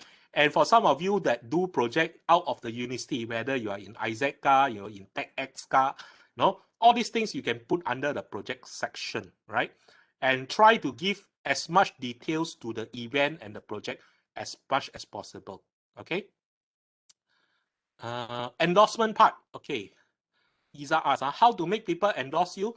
To be honest, in LinkedIn Malaysia, endorsement is not necessary or not really. Maybe I will rephrase, not to say not necessary. Necessary for you to get your all-star profile, but most hiring managers don't acknowledge the validity of the endorsement, right? To the managers, they think it's a shop sendiri thing lah. So you get your friends to endorse you, your friends endorse him, because they question the validity of it. And let's say you put, a skill called project management, or even you put HACCP. Let's say all of us are food science student, we put a HACCP as a skill there, and all of us endorse each other as expert in HACCP. So to the food industry managers, they will ask, what qualifies you to be an expert in HACCP? Even you have certification, even you have done the module in university, what qualifies you to become an expert in HACCP, right? Or proficient in HACCP? So it's very questionable. So the managers actually don't care and don't look at it. But you need to do that to fulfill at least 5 to qualify for your all-star profile, Isa. So hopefully that answers your question. I know ask if you have a CV, can you put it there? Yes, you can. And which part is actually you can put it under media. So these days they allow you to, so you can do 2 things. You can do a posting on your CV, right? Just one caution, please don't put your referee's contact numbers in that CV that you want to advertise to the world. If you want to put your own contact, that's fine, all right? But just be assured that once you put that out to the world, you expect to be spam, all right? So you get funny messages or you get funny phone call, right? That is because you have advertised your phone number to the world, right? But you take the risk because you want recruiters to call you, which is fine, I'm very aware. Like my number, I run a business. My number is public. So if you search hard enough in Google, you will find my phone number, right? You can spam me also. But this is a risk I take because I run a business. So similarly, if you are actively looking for a job, sometimes putting your phone number out there is a necessity, right? You cannot keep it secret because let's say there's opportunity. I think the phone either through messaging apps is the fastest way to reach you. But your referee's phone number should not be there. Can I repeat that? Your referee's phone number should not be there. In fact, for your CV, you don't even need to put your referee first. Can I repeat that? For all your CV, especially those in your final year, you do not need to put your referee there in your CV. Okay? Because if the company is interested in you, they will call you up for interview first. After they interview you and they like you, they will only ask for your referee to do a reference check on you. That is the sequence. They don't do a reference check first before they interview you. Okay, can I repeat that? In Malaysia, the sequence is you apply for a job with your CV. I like your CV. I call you up for an interview. And let's say I'm quite satisfied with when I interview you. Before I offer you a job, I just want to be sure. I will ask for a reference check on you. So I ask you to give me your referee. I call up your referee to ask about you. And let's say it's satisfactory as well. I give you a job offer letter, right? So if you understand the recruitment sequence, your referee number no need to appear after, no need to appear before. In fact, it should only appear after the interview. Of course, there are certain companies when you go for interview, they will ask you to fill up another form that will ask for your referee contact, right? So that you must do lah because it's a requirement. But in your CV, original CV, first cut, don't need to have your referees, right? So coming back to the question, I think I know us. You can do a posting on your CV on LinkedIn, do a post, right? And then you can use the featured column. There's a featured column in your profile to feature the post so that this post is highlighted or pinned in your profile, right? So you go to your LinkedIn profile, there's a featured column, right? Maybe I will just show that so that it's easy. Let me just pull that up.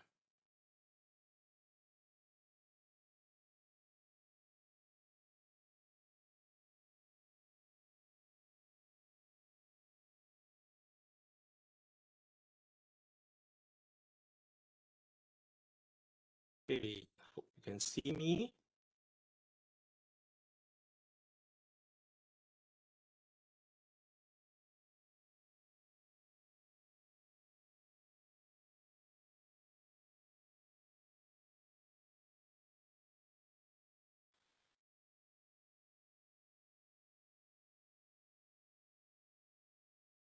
You see?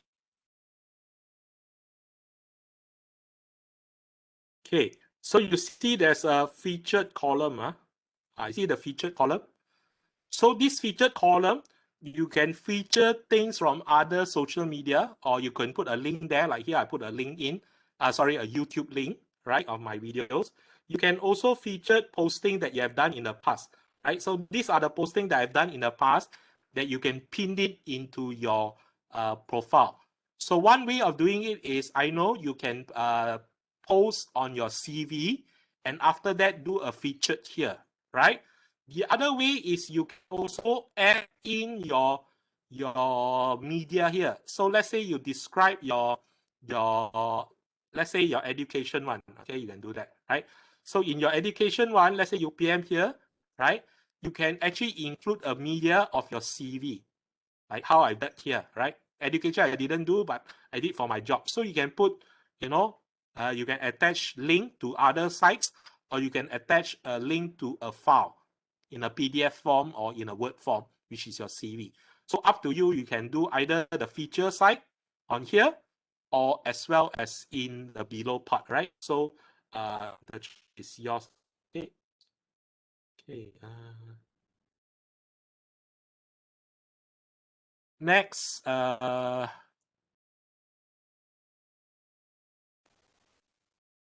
cool.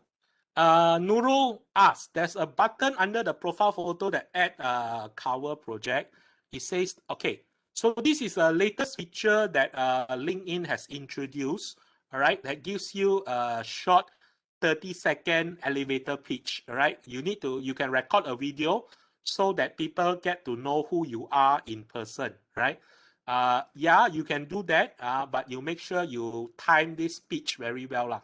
So you practice, and make sure you record and edit it in a perfection for 30 seconds so that if people are interested, they click on it, you can play. But it's still a very new feature that most people are not aware of, and they're not commonly used yet, lah, right? So even if you don't get it done now, it's not so critical, right? But eventually, yes, it will be critical. I think video is the way to go for most. Right. Any other question? Okay. So Akmal, to the answer is there's no order for headline. I'm just suggesting that there should be 3 parts, all right? I just named them 1, 2, 3, 3.1, 3.2, 3.3 for references. But when you put it back onto your headline, you can be number 3 first, 3.3 first, 3.1 next, and so on and so forth, Takesa, right? It doesn't need to follow the order that I tell you because the algorithm is smarter than us. They don't need to read in sequence. They read everything at one time, all right? So as long as you got the 3 parts inside your headline, then it's fine already. Okay. If the FYP research did not publish academic, I think I don't know, and maybe Dr. Siti can help me. I think most of your FYP are not publishable anyway. So you can more than happy to mention the research in a posting. Can you hear me? Yeah. It depends on your project. Some of the FYP, it is publishable. And I think I have few students who able to publish the FYP project in journal and also in the international conferences. So let's say if your supervisor mentioned that your articles have been published, okay, and then you can put it in your LinkedIn. Okay, there are some. So depending on your project. Okay, so maybe I look at it a different perspective lah. Chang asked this question, right? So if let's say that one is published already, then of course you can share a posting or you can share the link to the abstract in your LinkedIn profile, right? And I think there is a column or a section on publication. You can do that, right? But when I talk about posting your FYP project, I'm not asking you to post the like how you write your thesis into LinkedIn. Can I repeat that? I'm not asking you to post how you write a thesis on LinkedIn. Not even sharing your abstract there, no, because to be honest, only researchers and academic people will be interested, and the research and academic community on LinkedIn is actually very small, right? There is another platform. I'm sorry. Yeah, go ahead. Mr. Cook, there is another platform. If you want to share your research, we call it as ResearchGate. Yeah. Okay. So when I ask you to post about your FYP, I'm talking about the process of your FYP, you know? So what are the things that you need to do? Who do you need to talk to? What are the challenges that you have? How did you manage to overcome that challenges? Because all these are not documented in your thesis. So for instance, you need to do 12, let's say 6 weeks of bench work, and is subjected to your HPLC. And 6 weeks down the road, 6 weeks, right? 3 weeks down the road, you realize that your column broke, right? That is the worst thing that can happen, right? And you need to wait another 2 weeks before the new column comes, or another 3 weeks. Supposed to finish in 6 weeks, but now you become 3, stop for 3, then wait for another 3, then it become 9, right? I'm sure you got a lot of challenges in like that, and you got a lot of fear, you got a lot of concern. If you can write an account of how you manage this challenges and fear, what you learn from it, these are the things that future recruiters want to know. Because why? They want to see that you are a tough person, that you are able to take setback, you are able to take uncertainty, you know, in terms of, because if everything is perfect, you will plan 1 and happen 1, plan 2 happen 2, then there's not much difference from another candidate. But whatever you plan doesn't happen, or whatever you plan, half of it doesn't happen because of causes that is beyond your control, and you still manage to complete your project, right? Or you manage to do well in your project. These are the qualities that future employers want to look at. And none of this information appear in your CV, none of it appear in your thesis, none of it appear anywhere if you don't tell this story, you know? So these are the things that we want you to start documenting. For instance, like when I was doing my FYP in FSTM, one of my collaborators were Jabatan Nuclear, you know, because I need to irradiate my starch samples, right? As to see the expansion qualities, right? but can never get an appointment in Jabatan Nuclear because got a lot of red tape, got a lot of things like that. And the assistant supervisor, in this case, I was under Prof. K. Prof. K's PhD student, Ben, who's a Thai lady, also was having challenges. So these are the things that if I want to document, I'll be documenting how I overcome the challenge in managing the relationship with Jabatan Nuclear Malaysia, so that I can get my samples irradiated on time, or also manage some of the expectations. So these are the things that I'm talking about, documenting your FYP, not the actual content of your FYP. That probably works better in ResearchGate and all of that, right? So that's how I will look at it. Right. Any other questions? But Mui Han, is it possible for the students, at least if they go to the research methodology class, so they can share the activity there, right? Because like we have like R&D department in industry, so it might be helpful for you. I think it is helpful, as well as also if you can share your insights if you do the different stages of the research, right? So if you can tell, because a lot of us as students, I say us, although it's 20 years ago, a lot of us as students time, when we do the activity, we don't understand why we are doing it. Like for instance, your supervisor asks you to do literature review. I did that. And I thought was the most stupid thing to do. No disrespect to Prof. K, but thinking like, why on earth do literature review? Like really, reading all these other people's journal, try to pick up one line or two to. So these are the things that doesn't make sense to us when we do it as a student. But in the bigger all methodology, I mean, in case of literature review, it's really how to make sense of all this data and information out there to comprise and to make it meaningful into a storyline to support our case for our research, right? So if I'm able to verbalize this now, then it makes sense to the people that want to recruit me to know that, hey, at least Mui Han understand, if let's say before you do any research or before you tackle any problem, you have a good way of systematically doing some kind of background understanding or some kind of background study or desktop research before even going into the actual problem. So when you do problem definition later, right, which is your hypothesis, your problem definition, it is sounded or it is grounded in some kind of basis. And that basis actually comes from your literature review. I didn't understand that when I was doing my FIP, to be honest, right? But what I'm trying to say here is these are the things that we hope that you can realize. And if you can document this realization, is the one that is critical. Yeah. For me, I think when students do research, it is more to enhance your process oriented, okay? Because when you do research, you have to be critical thinker, and then you have to be meticulous.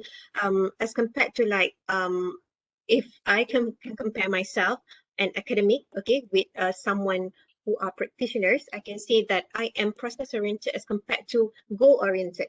Okay, so it's good for the students to have these two. Okay, you have to be in a process oriented and also you have to be goal oriented. Okay.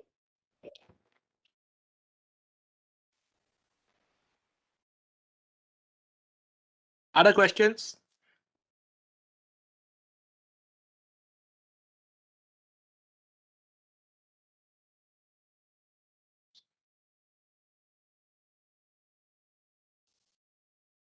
Any other questions?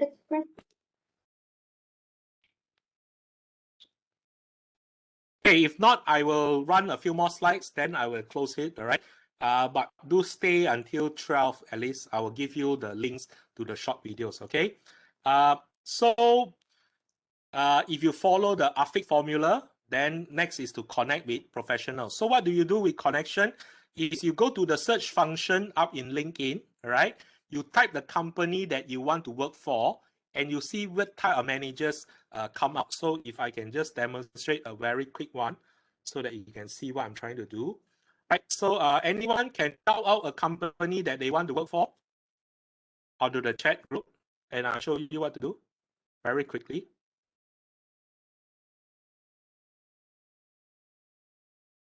Okay, Kellogg's. Okay, cool. Kellogg's. So you go to the search function, you type Kellogg's. Okay.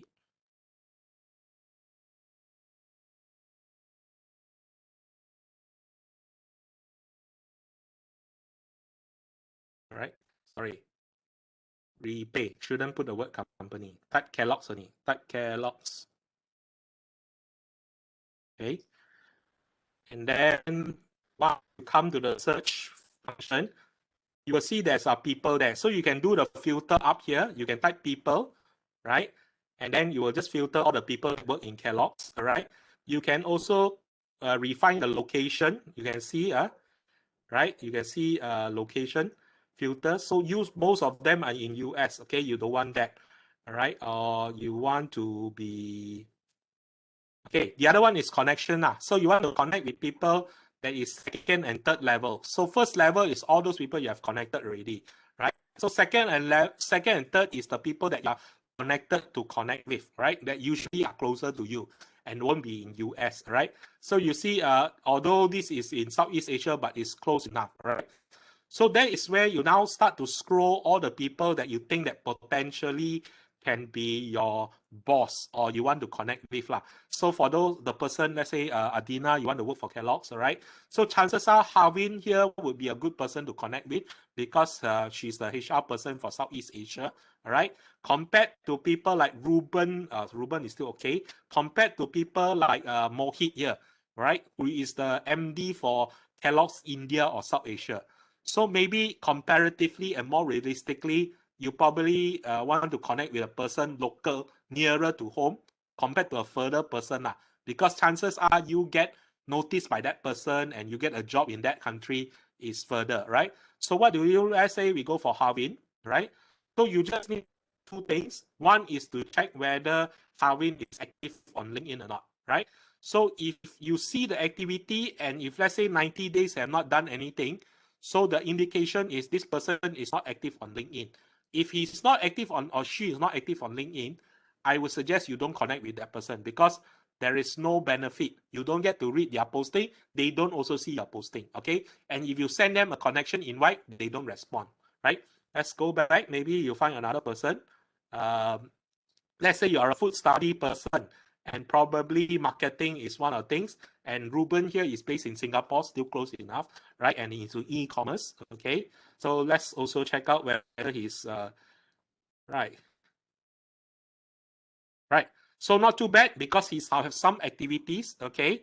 Right. So you can check his activity actually to see to make sure that he's how recent he has been on LinkedIn. This is how you do it. Okay. And this one just happened 4 days ago. If you see this, like somebody's comment or posting 4 days ago. So you know that Ruben Philip Abraham, this person, based in Singapore, works for Kellogg's Asia, is an active person on LinkedIn, right? So if you really want to connect with him, now you go back to his profile, all right? So you hit the connect button, right? And in the connect button, you should add a note, right? A personalized note, right? So adding a personalized note will improve your chances to be connected with this person. So this is where you put something like, dear Ruben, I found your profile very interesting. And you are also working for Kellogg's, which is one of the companies that I aspire to work for in the future. Hope to be connected with you on LinkedIn so that I can learn more from you. Regards, whatever, right? You don't sometimes even need to mention that you are a UPM student or your third year student. Because why? Surely he will check out your profile and that is information is in your about section, is in your education section in ratio there, right? Please send a personalized note, okay? Later on, I will give you my Telegram channel, which I created for LinkedIn tips, all right? First 3 postings in this channel. So you can scroll back up all the way to May 2020. First 3 postings, I give you 3 templates of how to send a personalized note, okay? So that is with connecting. Right, so I've done all this. Yeah, the other one is also look for our UPM alumni because food industry is full of FSTM alumni, right? So you always use the alumni hook to say that, hey, I noticed that you're also our alumni, you know, then you put our tagline, Berilmu Berbakti, you know, then you say, I'm in this course as well, hope to connect with you to learn more, to understand, right? So you can do that, okay? Comment, okay, so I already talked about this extensively, and if later on when you subscribe to our Telegram channel, I put up 14 postings of corporate managers which you can comment on to practice, all right? You just search for hashtag comment challenge, all right? And you can comment on them. They are very friendly people. They don't bite, you know. I didn't arrange it with them, but they are nice people, which I know through the years on LinkedIn, okay? Then next is about posting, right? So posting, got 3. Post about your extracurriculum activities, post about your final year project journey, post about your internship journey, right?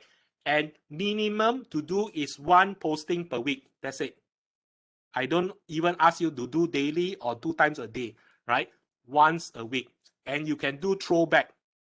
Okay. That means, let's say whatever happened in first year, first semester, you want to document that. That is important. Now, there's a benefit of the posting. First is profiling. Profiling is like what we talked about so far, is for other people to see so that they recognize who you are, they get connected with you, they understand you. Second is because LinkedIn is on our phone. One of the challenge that most fresh graduates have when they go for interview, they get very nervous, right? Don't say fresh graduate, even I get nervous when I go for interview at this age, right? So before you step into the interview room, if you should have a lot of time that half an hour you don't know what to do right? That is where the best time, if you can, you go back to your LinkedIn profile and you start to scroll all your posting. So that's why I call it a digital diary. So you have been posting actively every week once, that would have 50 posting a year. And let's say you got 4 years of study, that will make about 200 posting of all your extracurricular activity, all your achievement, all your projects involvement, and so on and so forth. This is where you can start, recalling to mind.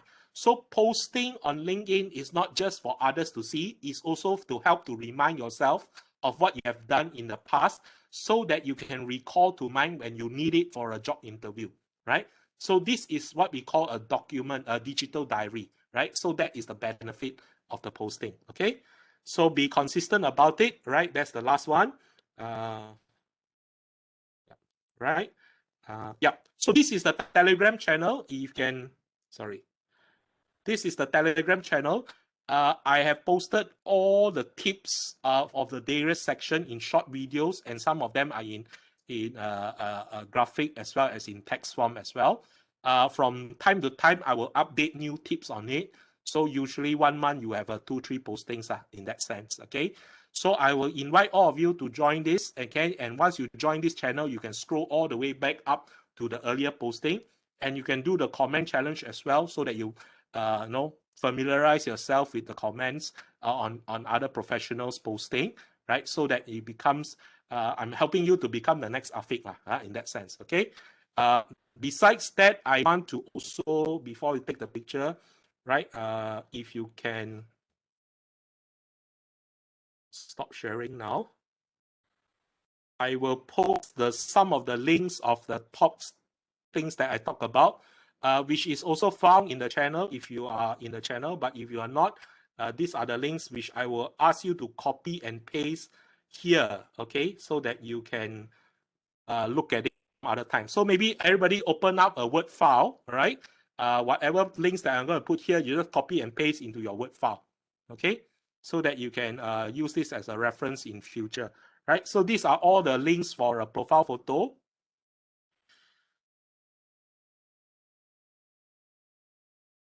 Okay.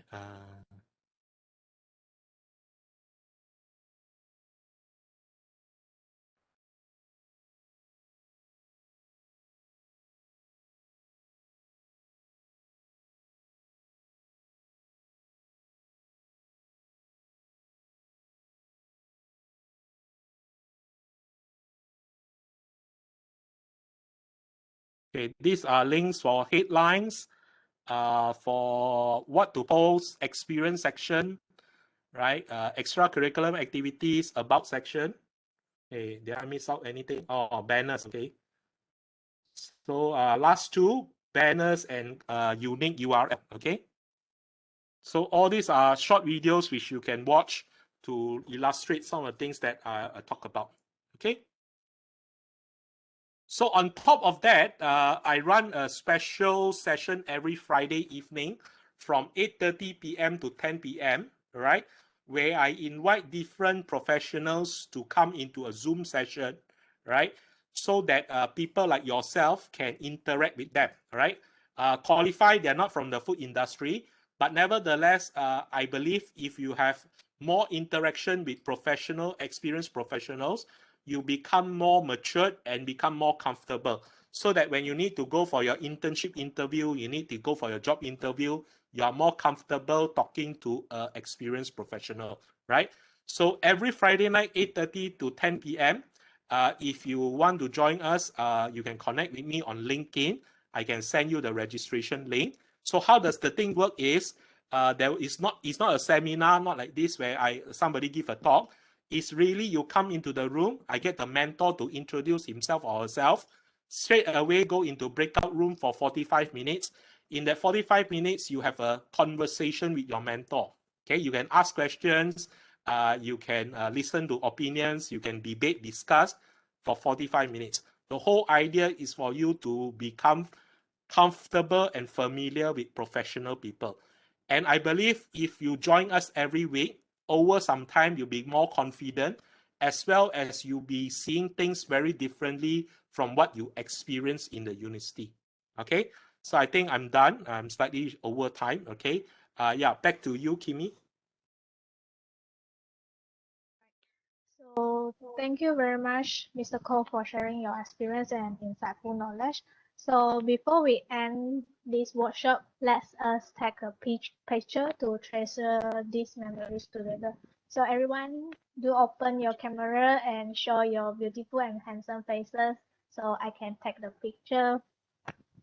Those who have yet to fill out the attendance form, okay, please fill out the attendance form so I can trace your email, and I will share the recorded video to you. And please let your friends who have left early, okay, ask them to fill out the attendance form, yeah? All right, smile. So, okay, everyone's ready. So this is the first page. Smile, 1, 2, 3. Okay, hold on. Okay, for the second page. The second page.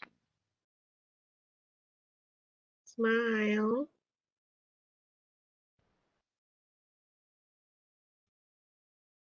So we'll move on to the third page.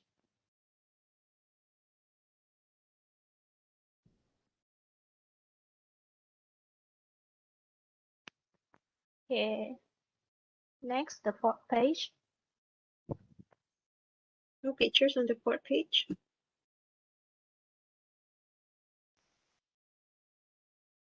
Okay, now it's the last page. Okay, done. So thank you everyone. That's all for today. Once again, I would like to thank you all of you and Mr. Koh, Dr. Siti for making time in your busy schedule to join us here this morning. It's been my pleasure to host this workshop. Have a nice day. Bye everyone. Thank Bye. you. Bye.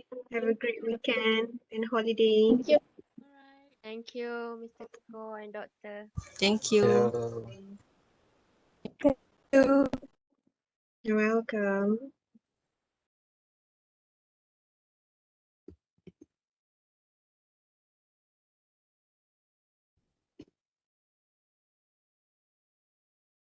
So we had a crisis yesterday evening, Dr. Siti. Huh. Lucky one student saved us. Did you allocate like manually each of the students Yeah. to the group, or you just ask them to choose? I started to allocate manually by myself, then I realized I couldn't handle it.